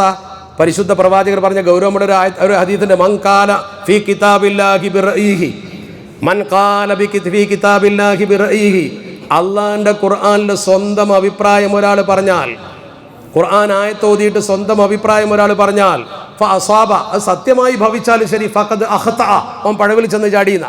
അയാൾ പറഞ്ഞത് ശരിയാണെങ്കിൽ പോലും അത് അപകടമാണെന്ന്. അതിൻ്റെ അങ്ങനെ പറയാൻ കാരണം, ഒരാൾ ഖുർആനിൽ സ്വന്തം അഭിപ്രായം വ്യാഖ്യാനം നടത്തി, സ്വന്തം താല്പര്യപ്രകാരം വ്യാഖ്യാനം നടത്തിയത് ശരിയായി വന്നു എന്നാൽ പോലും അപകടമാണെന്ന് പറയാൻ കാരണം എന്താ അങ്ങനെ പറയാൻ കാരണം? പൂർവ്വകാല മുഫസ്സിരീങ്ങൾ ആഴത്തിൽ പഠിച്ച ആ പാത പിന്തുടരുന്നതിന് പകരം സ്വന്തമായി ഗവേഷണം നടത്താൻ മുന്നോട്ട് വന്നതിൽ അപകടമാണ് സൂചിപ്പിക്കുക. അങ്ങനെ ഓരോരുത്തരും പറയാൻ തിരിഞ്ഞാൽ എന്താവും? ഇതിൻ്റെ അലകും പിടിയും പോകും, ഇസ്ലാമിൻ്റെ അലകും പിടിയും പോകും. അവ ഉമ്മത്തിനെ കാത്തുരക്ഷിക്കുക എന്ന കടമ ഓരോരുത്തർക്കും ഉണ്ടെന്ന് ആദ്യം മനസ്സിലാക്കണം. ഞാൻ പറഞ്ഞല്ലോ, ഖുർആൻ എന്ന് പറയുന്ന സാധനം ചെറുതല്ല. നിങ്ങൾക്ക് ഓർമ്മയുണ്ടാവും, 4 തവണ ബ്രിട്ടൻ്റെ പ്രധാനമന്ത്രിയായി സർ വില്യം എർവട്ട് ഗ്ലാഡ്സൺ 4 തവണ തെരഞ്ഞെടുക്കപ്പെട്ടു. 4 തവണ ഒരാൾ തെരഞ്ഞെടുക്കപ്പെട്ട് പ്രധാനമന്ത്രിയാവുക എന്ന് പറഞ്ഞാൽ അത് വലിയ കാര്യമാണ്. ഇംഗ്ലണ്ടിൽ പ്രത്യേകിച്ചും. അയാളാണ് ഇംഗ്ലണ്ടിലെ പാർലമെൻറ്റിൽ എഴുന്നേറ്റ് നിന്നിട്ട്, ലണ്ടൻ പാർലമെൻറ്റിൽ എഴുന്നേറ്റ് നിന്നിട്ട് ഖുർആൻ്റെ ഒരു പ്രതി ഇങ്ങനെ ഉയർത്തിപ്പിടിച്ചിട്ടൊരു വാക്ക് പറഞ്ഞാൽ ഓർമ്മയുണ്ടോ? ചരിത്രത്തിലുണ്ടായിരുന്നു. അയാൾ പ്രസംഗിച്ചതാ. എന്താ പ്രസംഗിച്ചത്? ഈ പരിശുദ്ധ ഖുർആൻ ഉള്ള കാലത്തോളം, ഇത് കയ്യിലുള്ള കാലത്തോളം മുസ്ലിങ്ങളെ പരാജയപ്പെടുത്താൻ യൂറോപ്പിന് കഴിയില്ല. അദ്ദേഹം പറഞ്ഞ വാക്കതാ. ഈ ഖുർആൻ അദ്ദേഹം പറഞ്ഞ വാചകം എന്തിനാ? അദ്ദേഹം പറഞ്ഞു, as long as this Quran exist, ഈ ഖുർആൻ നിലനിൽക്കുന്ന കാലത്തോളം, ഈ പറയുന്ന ഗ്രന്ഥം നിലനിൽക്കുന്ന കാലത്തോളം Europe will never be able to conquer the Islam east. ഒരു കാലത്തും ഇസ്ലാമിനെ പരാജയപ്പെടുത്താൻ യൂറോപ്പിന് കഴിയില്ല. ഈസ്റ്റിലെ ഇസ്ലാമിനെ പരാജയപ്പെടുത്താൻ ഈ വെസ്റ്റിലെ ഇംഗ്ലണ്ടിന് കഴിയില്ല. അദ്ദേഹം പറഞ്ഞു കഴിയില്ല. കാരണം ഇത് അത്രയും വലിയ തത്വസംഹിതയാണ്. ഇതനുസരിച്ച് ജീവിക്കുന്ന ഒരു മനുഷ്യന് ലോകത്തെ കീഴടക്കാൻ കഴിയും. ആരത് പറയുന്നത്? 4 തവണ ബ്രിട്ടൻ്റെ പ്രധാനമന്ത്രിയായ ഒരു മനുഷ്യൻ പാർലമെൻറ്റ് മെമ്പർമാരെ അഭിസംബോധന ചെയ്തുകൊണ്ട് പറയാണ്. അവർക്കറിയാം ദീനിനെ കുറിച്ച് അവർക്ക്. അതുകൊണ്ടാണല്ലോ മൗലാന മുഹമ്മദ് അലി ഇന്ത്യ മഹാരാജ്യത്തിൻ്റെ സ്വാതന്ത്ര്യം ചോദിച്ചുകൊണ്ട് ലണ്ടനിൽ ചെന്നല്ലോ. ജോർജ് അഞ്ചാമിൻ്റെ മുമ്പിൽ ഇരുന്നു കൊണ്ട് ഇന്ത്യക്ക് സ്വാതന്ത്ര്യം വേണം, അല്ലെങ്കിൽ സ്വതന്ത്ര ഇന്ത്യയിലേക്കല്ലാതെ മടങ്ങില്ല മുഹമ്മദ് അലി എന്നാണ് പറഞ്ഞത്. സ്വതന്ത്ര ഇന്ത്യയിലേക്കല്ലാതെ മുഹമ്മദ് അലി മടങ്ങൂല. ഞാൻ അഥവാ മരിച്ചാൽ എന്നെ ഇന്ത്യയിലേക്ക് കൊണ്ടുപോകണ്ട, ഇന്ത്യ പാരതന്ത്ര്യത്തിൻ്റെ നാടാണ്, സ്വന്തം ഭരിക്കുന്ന നാട്ടിലേക്ക് പോയാൽ മതി എന്ന് പറഞ്ഞു. അതുകൊണ്ടാണ് മൗലാന മുഹമ്മദ് അലി മരിച്ചപ്പോൾ ലണ്ടനിൽ വെച്ചാണ് മരിച്ചത്. അദ്ദേഹം രോഗബാധിതനായി പെട്ടെന്ന് അള്ളാഹു അദ്ദേഹത്തിൻ്റെ വാക്ക് പോലെ തന്നെ അവിടുന്ന് മരണം കൊടുത്തു. അങ്ങനെ മരിച്ചപ്പോൾ മൗലാന മുഹമ്മദിലെ സ്പെഷ്യൽ ഫ്ലൈറ്റ് ഏർപ്പെടുത്തിയിട്ട് ആ ഫ്ലൈറ്റിൽ അദ്ദേഹത്തെ ബൈത്തുൽ മുഖദ്ദസിൽ കൊണ്ടുവന്നിട്ട്, ബൈത്തുൽ മുഖദ്ദസിൻ്റെ മുമ്പിലാണ് മറവിയത്തുള്ളത്, പോയി നോക്കിയാൽ കാണാം. ബൈത്തുൽ മുഖദ്ദസിൻ്റെ തൊട്ട് മുമ്പിൽ പള്ളിയിൽ നിന്ന് നിസ്കരിച്ചിട്ട് ഇറങ്ങുമ്പോൾ അക്സ ഖദീമിൻ്റെ മുറ്റത്ത് അല്പം ഒരു 50 വാരം മുന്നോട്ട് നടന്നാൽ ഇടതുവശത്ത് മനോഹരമായൊരു കെട്ടിൽ അദ്ദേഹത്തിൻ്റെ കബറുണ്ട്.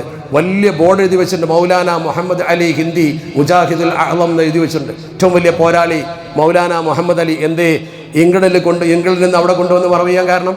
പാർലമെൻറ്റിൽ അദ്ദേഹം പങ്കെടുത്തിരുന്നു. നിസ്കാരത്തിൻ്റെ സമയമായപ്പോൾ അതിൻ്റെ വരാന്തയിൽ പോയി മുണ്ട് വിരിച്ച് നിസ്കരിച്ചു മുഹമ്മദ് അലി. അത് കണ്ടു ലണ്ടനിലെ പാർലമെൻറ്റേറിയന്മാർ. അവരത്ഭുതപ്പെട്ടു പോയി. ആ മനുഷ്യൻ്റെ ആരാധനാ തൽപരത. നല്ല നിലക്ക് ദീനും കൊണ്ട് നടക്കുന്ന മനുഷ്യൻ ആരും പേടിക്കും കൂട്ടരെ. നല്ല നിലക്ക് ദീനും കൊണ്ട് നടക്കുന്ന മനുഷ്യൻ ആരും ബഹുമാനിക്കും സമൂഹമേ. അതല്ലേ നമ്മൾ കണ്ടത്? അതാണല്ലോ നിങ്ങൾ ഉസ്താദിൽ നിങ്ങൾ കാണുന്നത്. ദീന് കയ്യിലുണ്ടോ ആരും അംഗീകരിക്കും. നമ്മളെ കുട്ടികൾക്ക് ഇന്ന് സംഭവിച്ചത് കയ്യിൽ നിന്ന് ദീന് പോയി. ദീന് കയ്യിൽ നിന്ന് പോയാൽ പിന്നെ നമ്മൾ എന്ത് പറഞ്ഞിട്ടും കാര്യമില്ല. കൾച്ചർ നഷ്ടപ്പെട്ട സമൂഹത്തിന് പിടിച്ചു നിൽക്കാൻ കഴിയില്ല. ഇസ്ലാം പിടിച്ചു നിൽക്കുന്നത് ഇസ്ലാമിൻ്റെ സ്വഭാവ മഹിമ കൊണ്ടാണ്, ഇസ്ലാമിൻ്റെ അന്തസ്സ് കൊണ്ടാണ്. നമ്മളെപ്പോലെ ഓരോ വെള്ളിയാഴ്ചയും ഖതീബ് വന്നിട്ട് ഇത്തഖുല്ലാ എന്ന് പറഞ്ഞിട്ട് ശരിക്കും പടച്ചോനെ പേടി ഉണ്ടാക്കുന്ന ആയത്തും ഹദീത്തും പറഞ്ഞിട്ട് തെർബിയത്ത് ചെയ്യുന്നൊരു കൗമ് വേറെ ഏതാ? എല്ലാ വെള്ളിയാഴ്ചയും നമ്മൾ വന്നിരിക്കുന്നുണ്ട്.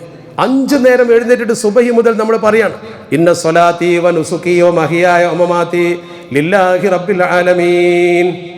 സുബഹി കഴിഞ്ഞത് ഓർക്കത് ആവർത്തിക്കുക, അസർക്ക് ആവർത്തിക്കുക, മരുവിന് ആവർത്തിക്കുക, ഇഷാക്ക് ആവർത്തിച്ച് കടന്നുറങ്ങുക, എഴുന്നേറ്റാൽ പിന്നീട് തുടങ്ങുകയാണ്.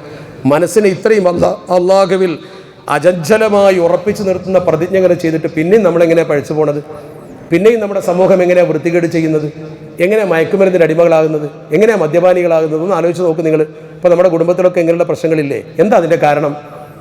ഈ ശരിക്ക് ഇതിൻ്റെ ഒരു പ്രഭ കൽബിലേക്ക് തട്ടാത്തതുകൊണ്ടാണ്. ഭൗതികത എന്തോ നമ്മളെ വല്ലാതെ അടക്കി ഭരിച്ചിരിക്കുന്നു. ഞാനടക്കമുള്ള നമ്മളെക്കുറിച്ചാണ് ഞാൻ ഈ പറയുന്നത്. ഒരു പരിധി വരെ നമ്മളൊന്ന് നിയന്ത്രിക്കണ്ടേ?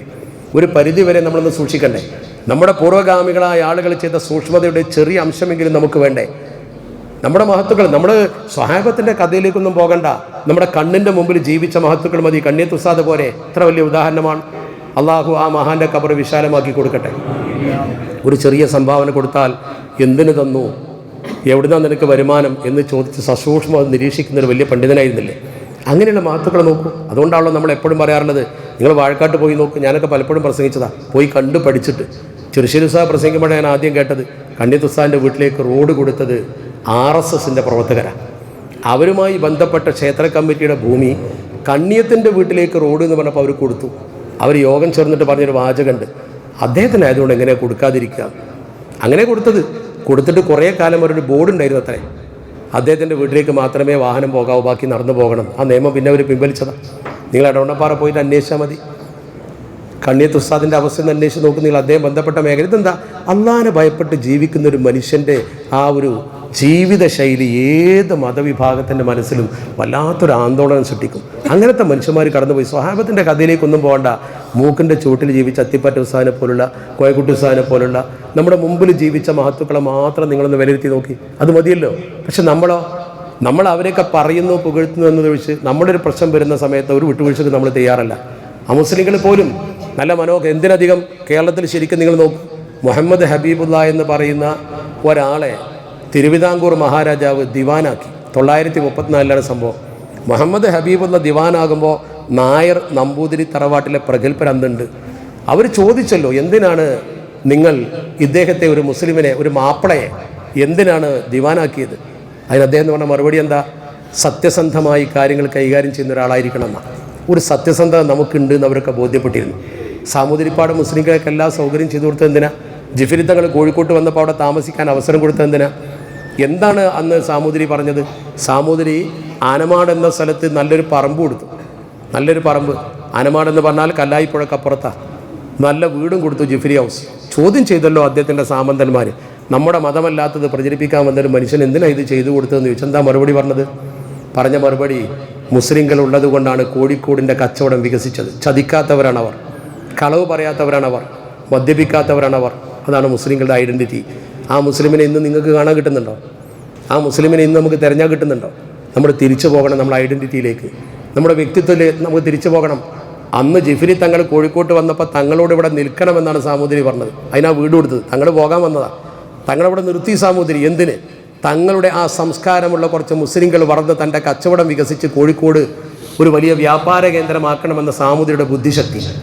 അതിന് സാമൂതിരി കണ്ടത് മുസ്ലിങ്ങൾ ഇടനിലക്കാരായി നിന്നാൽ, ചതിക്കാത്ത ആളുകൾ, സത്യസന്ധർ ഇടനിലക്കാരായി നിന്നാൽ എൻ്റെ രാജ്യം വളരുമെന്നാണ്. അതാണ് വേണ്ടത്. ഇന്ന് വർഗീയവാദികൾ നമ്മളോട് പോകാൻ പറയാൻ, നമ്മുടെ പൗരത്വം ചോദ്യം ചെയ്യാൻ, നമ്മളോട് മറ്റ് രാജ്യത്ത് പോയി ജീവിക്കാൻ പറയാൻ. എന്താ കാരണം? നമ്മൾ പുറത്ത് പ്രസംഗിക്കുമ്പോൾ നമുക്ക് പറയാം വർഗീയവാദികളുടെ പ്രവർത്തനത്തെക്കുറിച്ചും ഫാസിസത്തെക്കുറിച്ചും. പക്ഷെ നമ്മളിലേക്കൊന്ന് വിരൽ ചൂണ്ടണം. അന്നത്തെ മുസ്ലിമിനെ ഇന്ന് സൃഷ്ടിച്ചെടുക്കാൻ കഴിയുന്നുണ്ടോ നമുക്ക്? അള്ളാഹുവിനെ ഭയപ്പെട്ടുകൊണ്ട് സത്യസന്ധമായി ജീവിക്കുന്ന ഒരു മുസ്ലിം സമൂഹത്തെ വാർത്തെടുത്താൽ ഒരു പരുന്തും നമ്മുടെ തലക്ക് മീതെ പറക്കൂല. അങ്ങനെയല്ലോ, അന്നാഹിലൽ ഖുറാമനു വത്തഖൂല ഫതഹ്ന അലൈഹിം ബറകാതിൻ മിനസ് സമാ. ഗ്രാമവാസികളായ ആളുകൾ, ഒരു പ്രദേശത്ത് ജീവിക്കുന്ന ആൾ ശരിക്ക് പടച്ചറബനെ പേടിച്ചു നോക്ക്. അള്ളാഹിൻ്റെ കയ്യിലാണ് ഈ ഭരണാധികാരികളൊക്കെ. ഖുലൂബുൽ മുലൂക്കി ഫീ യദി എന്നല്ല അള്ളാഹ് പറഞ്ഞത്, ഖുദ്സിയ ഹദീസല്ലേ. ഫഇന്നൽ ഇബാദ ഇദാ അതാഉനി ഹവ്വൽതു ഖുലൂബ മുലൂകിഹിം അലൈഹിം ബിർറഹ്മതി വറഅഫ. നിങ്ങൾ എന്നെ അനുസരിച്ച് ശരിക്ക് ജീവിച്ചാൽ ഭരിക്കുന്നവൻ്റെ മനസ്സിനെ നിങ്ങൾക്ക് അനുകൂലമാക്കി തരും ഞാൻ. അള്ളാഹു പറയണം, ഏത് ഫാസിസ്റ്റ് ഭരണാധികാരിയെ നിങ്ങൾക്ക് അള്ളാഹ് അനുകൂലമാക്കി തരും. ഫഇന്നൽ ഇബാദ ഇദാ അസൗനി, എൻ്റെ അടിമകൾ എന്നെ ധിക്കരിച്ചാൽ ഹവ്വൽതു ഖുലൂബ മുലൂകിഹിം അലൈഹിം ബിസ്സഖതതി വന്നിഖ്മതി, നിങ്ങൾ എന്നെ ധിക്കരിച്ചുകൊണ്ട് മുന്നോട്ട് പോയാൽ ഭരിക്കുന്നവൻ്റെ മനസ്സ് നിങ്ങൾക്കെതിരെ കോപരൂപത്തിൽ ഞാൻ തിരിച്ചുവിടും. അള്ളാഹുവാണ് പറയണത്. അതപ്പം നടക്കണത്. നമ്മൾ ദമ്മാടികളായപ്പോൾ ഭരണാധികാരി നമ്മളെ വളരെയധികം അടിച്ചമർത്തല്ലാഹു അലൈഹിം അതുവാന്ന, ശത്രുവിനെ അള്ളാഹു അധികാരത്തിലേറ്റും. ഈ അധികാരത്തിലേറിയ ആൾക്കാരെ ഇറക്കാൻ പടച്ചോന് കഴിയും, അള്ളാഹ്ക്ക് വരെ കയറ്റാനും കഴിയും. അങ്ങനെയാണ് പടച്ചറബ് കയറ്റും ചെയ്യും, ഇറക്കും ചെയ്യും. അത് അള്ളാഹിൻ്റെ തീരുമാനം. പക്ഷെ എന്തുകൊണ്ടാണ് പടച്ചറബ് ദുർഭരണത്തെ നമ്മുടെ രാജ്യത്തെ പ്രോത്സാഹിപ്പിക്കുന്നത് എന്ന് ചോദിച്ചാൽ, ഫാഷിസം തലക്ക് പിടിച്ച ആളുകൾ നമ്മളെ മർദ്ദിക്കുന്നത് ഒരു പരിധിവരെ നമ്മൾ അള്ളാഹുവിൻ്റെ പരിശുദ്ധ ദീനനുസരിച്ച് മുന്നോട്ട് പോകാത്തതുകൊണ്ടാണ്. അവിടെ തിരിച്ചു പോകണം നമ്മൾ. അതാണ് ഈ പള്ളിയിലിരിക്കുന്ന നിങ്ങളോട് ഞാൻ ദീർഘിപ്പിക്കുന്നില്ല, 9:30 മണിയാവുന്നുണ്ട്, എനിക്ക് നൽകാനുള്ള എളിയ സന്ദേശം. നമ്മൾ ഈ ഇരുന്ന പോലെ, ഒരു പണ്ഡിതനെ സ്മരിച്ച പോലെ, ആ മഹാന്മാർ കാണിച്ച മാർഗത്തിലേക്ക് നമ്മളെ മക്കളെ കൊണ്ടുവരാൻ നമുക്ക് ശ്രമിക്കണം. കാരണന്മാരൊക്കെ ചെയ്യുന്നുണ്ട്. ചെറുപ്പക്കാരാണ് വഴിതെറ്റി പോകുന്നത് ഒരു പരിധിവരെ. എന്നാൽ ചെറുപ്പക്കാരിൽ മാറ്റം വരുന്നുണ്ട്. അപ്പം നന്മയുടെ പക്ഷത്തേക്ക് നമ്മളെ മക്കളെ കൊണ്ടുവരാനുള്ള ഒരു ശ്രമകരമായ പ്രവർത്തനം ഇന്നു മുതൽ നിങ്ങൾ ആരംഭിക്കണം. ഒരു പണ്ഡിതനെ സ്മരിക്കുമ്പോൾ ആ പണ്ഡിതൻ കാണിച്ച പാത നിലനിർത്തലാണ് പ്രധാനം. ആ ആലിമ കാണിച്ച പാത നിലനിർത്തലാണ് പ്രധാനം. ഒരു മഹലിലെ ജനങ്ങൾക്ക് ദീൻ പഠിപ്പിച്ച വ്യക്തി കടന്നുപോയിട്ട് അദ്ദേഹത്തിൻ്റെ ഓർമ്മകൾ ബാക്കി നിൽക്കെ നമ്മുടെ മക്കൾ തമ്മാടികളും വൃത്തികെട്ടവരുമാകരുത്. ഉമ്മമാരൊക്കെ ശരിക്കും മക്കളെ ആ തെർബിയത്തിൽ വളർത്തണം. ഖബറിൽ വന്ന് ദുആ ചെയ്യുന്ന, മരിച്ചാൽ മാതാപിതാക്കൾക്ക് വേണ്ടി പ്രാർത്ഥിക്കുന്ന, നല്ല ഒരു ജനസമൂഹത്തെ സൃഷ്ടിക്കണം. തമ്മിലടിക്കുകയോ അല്ലെങ്കിൽ വിഭാഗീയത ഉണ്ടാക്കുകയോ ആക്ഷേപിക്കുകയോ ചെയ്യരുത്. മയ്യത്ത് ഇവിടെ കൊണ്ടുവന്ന് വെക്കേണ്ടതാ. ഇവിടെ കൊണ്ടുവന്ന് വെക്കും മയ്യത്ത്. ഈ മയ്യത്ത് ഇവിടെ കൊണ്ടുവന്ന് വെച്ചിട്ട് പള്ളിയിലെ ഖത്തീബ് ഒരു കാര്യം പറയും, ഓർമ്മയുണ്ടോ നിങ്ങൾക്ക്? ഇയാൾ ആരോടെങ്കിലും എന്തെങ്കിലുമൊക്കെ വാക്കിൽ മോശമായി പെരുമാറിയിട്ടുണ്ടെങ്കിൽ പുറത്തു കൊടുക്കണം. രണ്ടാമത് പറയും, ഇയാൾ ആർക്കെങ്കിലും എന്തെങ്കിലുമൊക്കെ തരാനുണ്ടെങ്കിൽ അത് സാമ്പത്തിക ഇടപാട് ഇന്ന മക്കളെ വിളിച്ചിട്ട് തീർക്കണം. നമ്മളൊക്കെ ഗൗരവം കാണാറ് സാമ്പത്തിക വിഷയത്തിന്, അത് ഗൗരവം തന്നെ. പക്ഷേ ഒരു കാര്യം മനസ്സിലാക്കണം, അത് കൊടുത്താൽ തീരും. മക്കൾ കൊടുത്താൽ തീരും, അയാളുടെ മുതലിൽ നിന്ന് വിറ്റ് കൊടുത്താൽ തീരും, സുഹൃത്തുക്കൾ സഹായിച്ചു കൊടുത്താൽ തീരും, പിരിപ്പിച്ചിട്ട് കൊടുത്താൽ തീരും, സംഗതി തീരും, മയ്യത്ത് രക്ഷപ്പെടും. നേരെ മറിച്ച് ഈ വാക്കിടപാടിൽ ഇയാൾ ഈ കിടക്കണ മയ്യത്ത് ഏതെങ്കിലും ഒരു മനുഷ്യനെ ഇടങ്ങേറാക്കിയിട്ടുണ്ടെങ്കിൽ, വാക്കുകൊണ്ടോ പ്രവൃത്തി കൊണ്ടോ ദുൽമ ചെയ്തിട്ടുണ്ടെങ്കിൽ ഓർക്കണം, നിങ്ങൾ ഈബത്ത് പറഞ്ഞിട്ടുണ്ടെങ്കിൽ, അഭിമാനത്തിന് ക്ഷതം വരുത്തുന്ന വാക്ക് പറഞ്ഞിട്ടുണ്ടെങ്കിൽ, വാട്സപ്പിലും ഫേസ്ബുക്കിലും ഒക്കെ നല്ലോണം ഇട്ട് കളിക്കുന്ന കുട്ടികൾ പഠിച്ചോ, ഈ കിടക്കുന്ന മയ്യത്തായി കിടക്കുന്ന സമയത്തെ ഏതെങ്കിലും ഒരു മനുഷ്യൻ്റെ അഭിമാനത്തിന് ക്ഷതം വരുത്തുന്ന വാക്കോ പ്രവൃത്തിയോ ചെയ്തിട്ടുണ്ടെങ്കിൽ ആ വ്യക്തി പുറത്തു കൊടുക്കാതെ ഈ മയ്യത്ത് ഒരിക്കലും രക്ഷപ്പെടില്ല. ആ മക്കൾക്ക് പുറത്തു കൊടുക്കാൻ കഴിയില്ല, നാട്ടുകാർക്ക് പുറത്തു കൊടുക്കാൻ കഴിയില്ല, പണമാണെങ്കിൽ ഉണ്ടാക്കി കൊടുക്കുക. ഈ കിടക്കുന്ന മനുഷ്യൻ ജീവിതകാലത്ത് ആരെയൊക്കെ വാക്കുകൊണ്ട് ദ്രോഹിച്ചോ, അയൽവാസിയെ ദ്രോഹിച്ചോ, കൂട്ടുകാരനെ ദ്രോഹിച്ചോ, രാഷ്ട്രീയത്തിലോ മതസംഘടനയിലോ പ്രവർത്തിക്കുന്ന സമയത്ത് എന്തിൻ്റെങ്കിലും പേരിൽ പരസ്പരം ദ്രോഹിച്ചോ, അങ്ങനെ ചെയ്തോ, അല്ലെങ്കിൽ കുടുംബ വഴക്കിൻ്റെ പേരിൽ ചെയ്തോ, എങ്ങനെ ചെയ്താലും ശരി, മരിച്ചു കിടക്കുന്ന സമയത്ത് നമ്മൾ ആരെങ്കിലും വെറുപ്പിച്ചിട്ടുണ്ടെങ്കിൽ അത് ആ ദീനിനു വേണ്ടി വെറുപ്പിക്കാം. നിസ്കരിക്കാത്തവനോട് ദേഷ്യം പിടിക്കുക, ഇസ്ലാമികമായി നടക്കാത്തവനോട് ദേഷ്യം പിടിക്കാതല്ല, വേറെ എന്തെങ്കിലും കാര്യത്തിന് വേണ്ടി ഒരു മനുഷ്യനെ വെറുപ്പിച്ചിട്ടുണ്ടെങ്കിൽ ആ മനുഷ്യൻ്റെ മനസ്സിൽ നിന്ന് പുറത്തു തരാതെ മയ്യത്ത് രക്ഷപ്പെടില്ല കൂട്ടരെ, ഒരിക്കലും സ്വർഗത്തിലേക്ക് പോകില്ല. അള്ളാഹു നമ്മളെ കാത്തുരക്ഷിക്കട്ടെ. ഉസ്താദ് തൊണ്ട കീറി പറഞ്ഞിട്ടും കാര്യമില്ല. ഒരു പക്ഷേ ആ വേദനിച്ച വ്യക്തി നിസ്കരിക്കാൻ തന്നെ വന്നിട്ടുണ്ടാവില്ല. ഇനി അഥവാ അയാൾ വന്നാലും ശരി, അയാൾ മനസ്സിലിങ്ങനെ ചിന്തിക്കും, ഇന്നലെ അങ്ങാടി ഉണ്ടായിരുന്നല്ലോ, പെട്ടെന്നല്ലേ മരിച്ച്, എന്നെത്രയൊക്കെ ദ്രോഹിച്ചാണല്ലോ, ഒരു വാക്ക് എന്നോട് പറഞ്ഞുകൊണ്ട് എൻ്റെ ജീവിതകാലത്ത് അവിടെ കിടക്കട്ടെ എന്ന് അയാൾ കരുതിയതല്ലേ. മയ്യത്ത് പണയം വെക്കപ്പെട്ട പോലെ അവിടെ ഉണ്ടാവും. അതുകൊണ്ട് പരസ്പരമുള്ള ബന്ധങ്ങൾ മെച്ചപ്പെടുത്തുക, സ്നേഹമസരണം. അപ്പോൾ ഒരു പണ്ഡിതൻ മരിച്ചു, നമ്മൾ അദ്ദേഹത്തിന് വേണ്ടി ദ്വാരക്കുക, അത് ആത്മാർത്ഥമായ സ്നേഹം. ഈ ഒരു സ്നേഹം നമ്മൾ തമ്മിൽ പരസ്പരം വേണം. അതിനാണ് മയ്യത്തിൻ്റെ ബാക്കിൽ നിന്നിട്ട് അല്ലാഹു മഗ്ഫിർ ലഹു എന്ന് പറയുന്നത്. ഒരു ചടങ്ങല്ല, അതൊരു ആത്മാർത്ഥം നിറഞ്ഞ പ്രവർത്തനം. അങ്ങനത്തെ ഒരു സ്നേഹബന്ധം നിലനിർത്താൻ നമുക്ക് കഴിയണം. അല്ലാഹു സുബ്ഹാനഹു വ തആല അതിന് നമുക്കെല്ലാവർക്കും തൗഫീഖ് പ്രദാനം ചെയ്യട്ടെ എന്ന് മാത്രം പ്രാർത്ഥിച്ചുകൊണ്ട്, ഇനി പ്രാർത്ഥനയും അനുബന്ധ കാര്യങ്ങളും ഉണ്ടാകും, അതിലേക്ക് കടക്കുകയാണ്. എന്താ ചെയ്യേണ്ടത് ഇനി? തുറക്കാൻ വേണ്ടി സലീം അൻവരി ഉണ്ടല്ലോ. ഇനി സലീം അൻവരിയുടെ പ്രഭാഷണമുണ്ട്, അതിനുശേഷം പ്രാർത്ഥനയും അനുബന്ധ കാര്യങ്ങളും ചെയ്ത് നമുക്ക് പിരിയാം. നിങ്ങൾ പ്രസംഗിക്ക്. അദ്ദേഹത്തിൻ്റെ പ്രസംഗത്തിലേക്ക് വഴിമാറുന്നു. അസ്സലാമു അലൈക്കും.